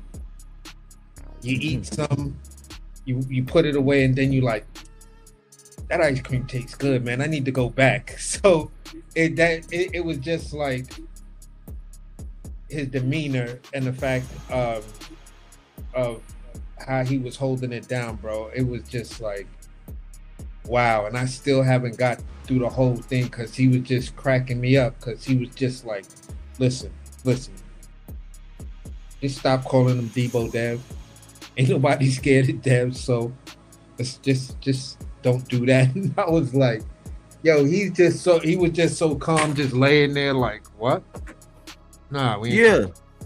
So look, this is what I saw though. This is what I saw, and I've come across this, and this just lets you know that where it's like, there's this thing where anything you do in life, and this want to help you in your job, whether you work for yourself, you go out in the company, whatever. There's something about being present in the moment. Like that's what separates a lot of people, even in the game. Like whoever's present in the moment, most critically thinking when you got the ball in your hands, whether it's a football or basketball or baseball, like how are you thinking? What is your focus on? If you're off, then you're not gonna make the best decision or whatever. But like I found it odd that Rolly Romero, like he G checked Brian Custer. And I hate to say this, but he basically said, listen, he was like, man, you really think he'll fight? He's like, man, he's like, well, Devin said he signed the fight 2 days ago. Are you gonna sign the fight? Rolly was like, listen, he's like, I sent the offer. That fucked me up. I was like, what? So I'm like, but oftentimes, like this is where I be like, man, I be wanting to engage with people, and I don't really no more. But like when you have those kind of moments to where it's like people are not, I think we had a little experience like that here earlier, to where people are not engaged and they're not in the moment thinking about what the fuck is going on right then and there. If I send the offer, you might have to redline some shit and send it back, right? But if you say it's a great offer, and Rolly said, man, he said it was a great offer, and he said this, he said it's been 2 days ago. He's like, well, are you gonna sign the contract? I'm like, what are you talking about, Custer? And Rolly was like, what do you mean, did I sign that contract? I sent the offer, meaning that if it's coming from me, I'm not gonna send you some shit that I don't agree with. To where it's like, yeah, man, AC, man, I'm gonna let you do this, I'm gonna let you do X, Y, and Z, and this is what you. But I don't agree with it, and then when you send it back, I'm like, nah, well, I really didn't agree with part 1, and then in paragraph 3, I really didn't. It's like, no, motherfucker, I sent the contract. It's been 2 days. If everything was all grandiose and you liked everything and this and this and that, you signed. But that's where we at, because perception is reality. And since Devin in the perception that he got, the cachet he got, people will still sit up there and undermine something simple as that, to where if I send AC a contract, it's up to AC to accept the contract I got or redline some shit and send it back to me, to where it's like, all right, okay, cool. I agree, except for this one thing. And I'll be like, okay, cool. All right, well, and that's the devil in the details. But at the same time, like, how you going to put the pressure on me when I say I sent the shit out 2 days ago? So be present in the moment in the conversation and understand, like, because it could be 5 or 6 different things going on. What is the purpose and the goal at the end of the day? Is to get the fight. If you're not present in the moment, you're gonna miss out on a lot of shit, and a lot of times you're gonna be in hindsight like, damn, man, I wasn't even there, man. Damn, I should have said this, I should have done this. If you're present in the moment, you're gonna say and do whatever it is you need to do at that point in time. But that's how I'm gonna land, AC. For me, I just wanted to piggyback off of this. In cooking, that's a term we use for young chefs in training. When you come and I hire you, I say one of the requirements I have for you is just to be present. Do you understand what that means? And they're like, if they've been in the high level kitchen, they completely understand what it means. If they haven't, you then have to explain it to them and then say, this is just a general outline, but when I bring you in, you're going to see the focus of everyone else around you, because they're present in the moment. They're locked into the ingredient. They're locked into the task. You know what I'm saying? In order for you to bring someone hospitality, you have to be present. You have to be in the moment. Service and hospitality are 2 different things. Service is me bringing you a glass of water, putting your plate down, bringing you a fork or a knife. You feel what I'm saying? Hospitality is how I made you feel in doing that thing. You feel what I'm saying? So if there was, you wanted a refill, it was like how the person approached you, their energy and everything else. That's being present. And when we're asking fighters and things like that, and just people to come up here and talk, we're asking you to be present and be in the moment. And that, number 1, starts with understanding the room. You disagree with facts and intelligence. So if you think that your presence of normally is just to be coming in and bullshit. And that's some of the things that Rolly was dealing with these. I don't want to talk about the fight because for some reason, when the fights don't go through, they wind up blaming me. Mm-hmm. And I was like, wow, who else do we know that's a boxer, but he's at 140, that when fights don't get made and there's legitimate, you know, they was in the ring and there was the promotion and everything, the fight didn't get made, but then it turned out to somehow be he ducked. And then there's this other little, this shorter guy from Baltimore. He pursues two names. One guy then has a video where he says he breaks the silence, then finds himself signed to DAZN, tells his then manager, promoter and everything, don't try to make the fight, but yet the other guy was blamed for not making the fight, for ducking and all of this other stuff. So, you know, we see these type of things and they become epidemic. And when a fighter realizes that, hey, I know I'm one of these guys because I see the internet that says when a fight don't get made and I'm actively pursuing that fight, my people's reached out. Yet everybody wants to ignore that part to say he never reached out, he never tried to make a fight, he don't want to fight nobody. Okay, two of the biggest names walked away from him. One is named Lomachenko, the other one is named Stevenson. And now the Stevenson guy says, fuck him, I don't want to talk about it. Wow. The only reason why you're in the position right now is because he's going through that bullshit. And that might have all been a coordinated conspiracy to punish Tank Davis. You feel what I'm saying? So that's where I'm gonna land my plane, man. It was a great show, man. Hopefully, you know, we left a lot on people's mind and stuff like that. And again, everybody is welcome, but you have to understand this. Number one, read the room. Number two, be present in the conversation. Number three, sometimes it's best to not be on a reaction time clock than to be, it's rather better to be on a response clock. I'm going to listen to what you have to say, and then I'm going to respond to it. But if I'm constantly trying to interrupt you, and the fact that you're cooking on a solid timeline, that means I'm reacting. So let the person land the plane, especially when they're giving you a timeline. So then it's a response, not a reaction. And that's where I ended off. So the good bro D Calico could come up here and cook real quick. Good shit, AC, man. Hey, good solid points, man. Always, man. Thank you, bro. What you got, D Calico, man? Yeah, man, I ain't got interrupted me, man. But I mean, you already know.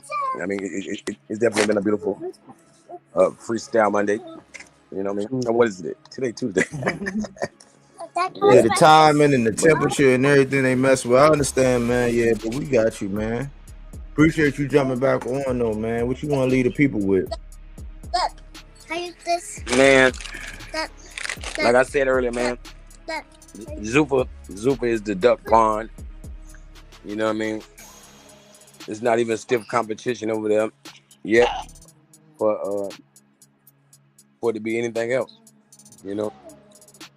And unless maybe we can get a Richard Richardson Hitchens and Conor Benn fight, I don't even think they have anything even slightly competitive, you know. Even though I wouldn't be hyped up about that fight, but I'm just saying it would be a great Zupa fight, and I don't see them doing nothing like that no time soon. So, man, We just start dealing with the politics of boxing right now. You know, Yeah, you right. and they got us caught up in the middle. But I feel like PBC is gonna really make some noise. You know what I'm saying? With the return of the Spencers and the Keith Thurmans, you feel me? Possibly Charlos, you know, and Yep. Haney gonna have to sign a deal with PBC to fight Rolly, you know, so it might be the start of something beautiful. Shit, I mean, we counting. I don't know when that interview came out with Custard, but like at that time, he said it's been 2 days. So it's been 2 days since that interview. So that's at least 4 days. And I know they didn't sign it. They didn't shoot it the first day. So maybe they redlined it and going back and forth. But they've been reporting since May 30th. I just asked that we be more cognitive of knowing that there is promotion before fights are made and there is promotion after fights are announced. It's totally different, and I'm tired of the first one. You know what I'm saying? But I appreciate you, D Calico, man. Thanks for coming back, man. Appreciate y'all having me. No problem, man. I'm gonna shut it down. Peace. Peace, man.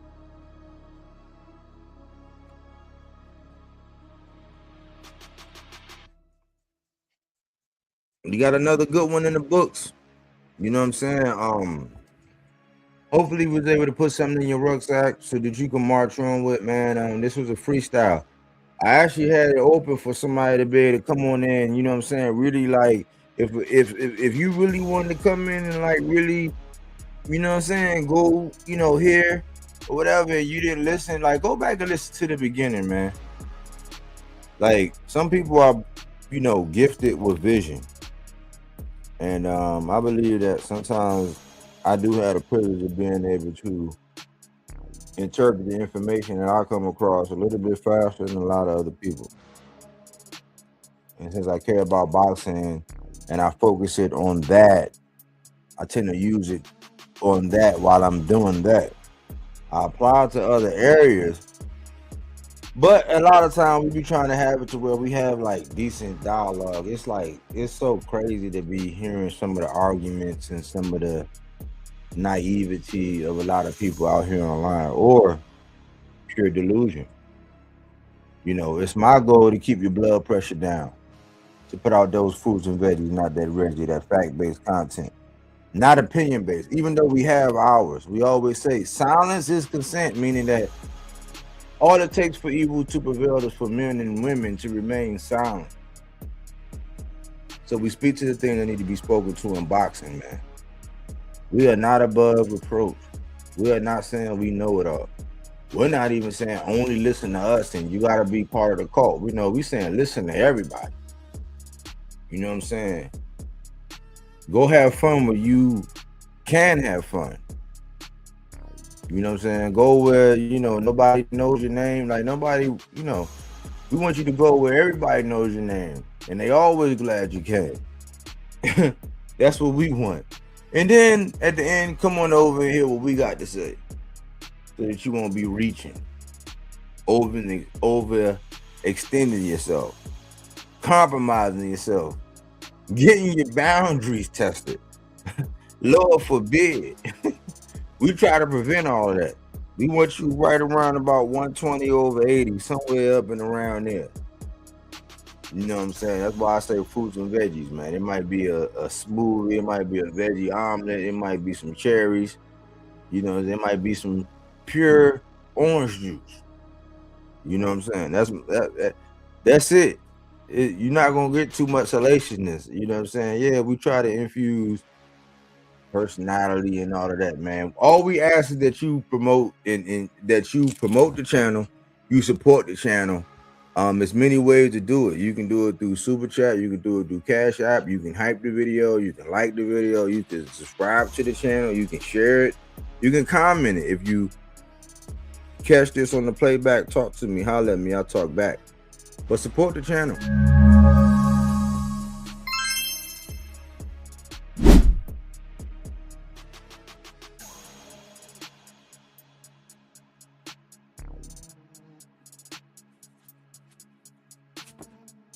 But y'all know I could talk this boxing all night, man. I just thought that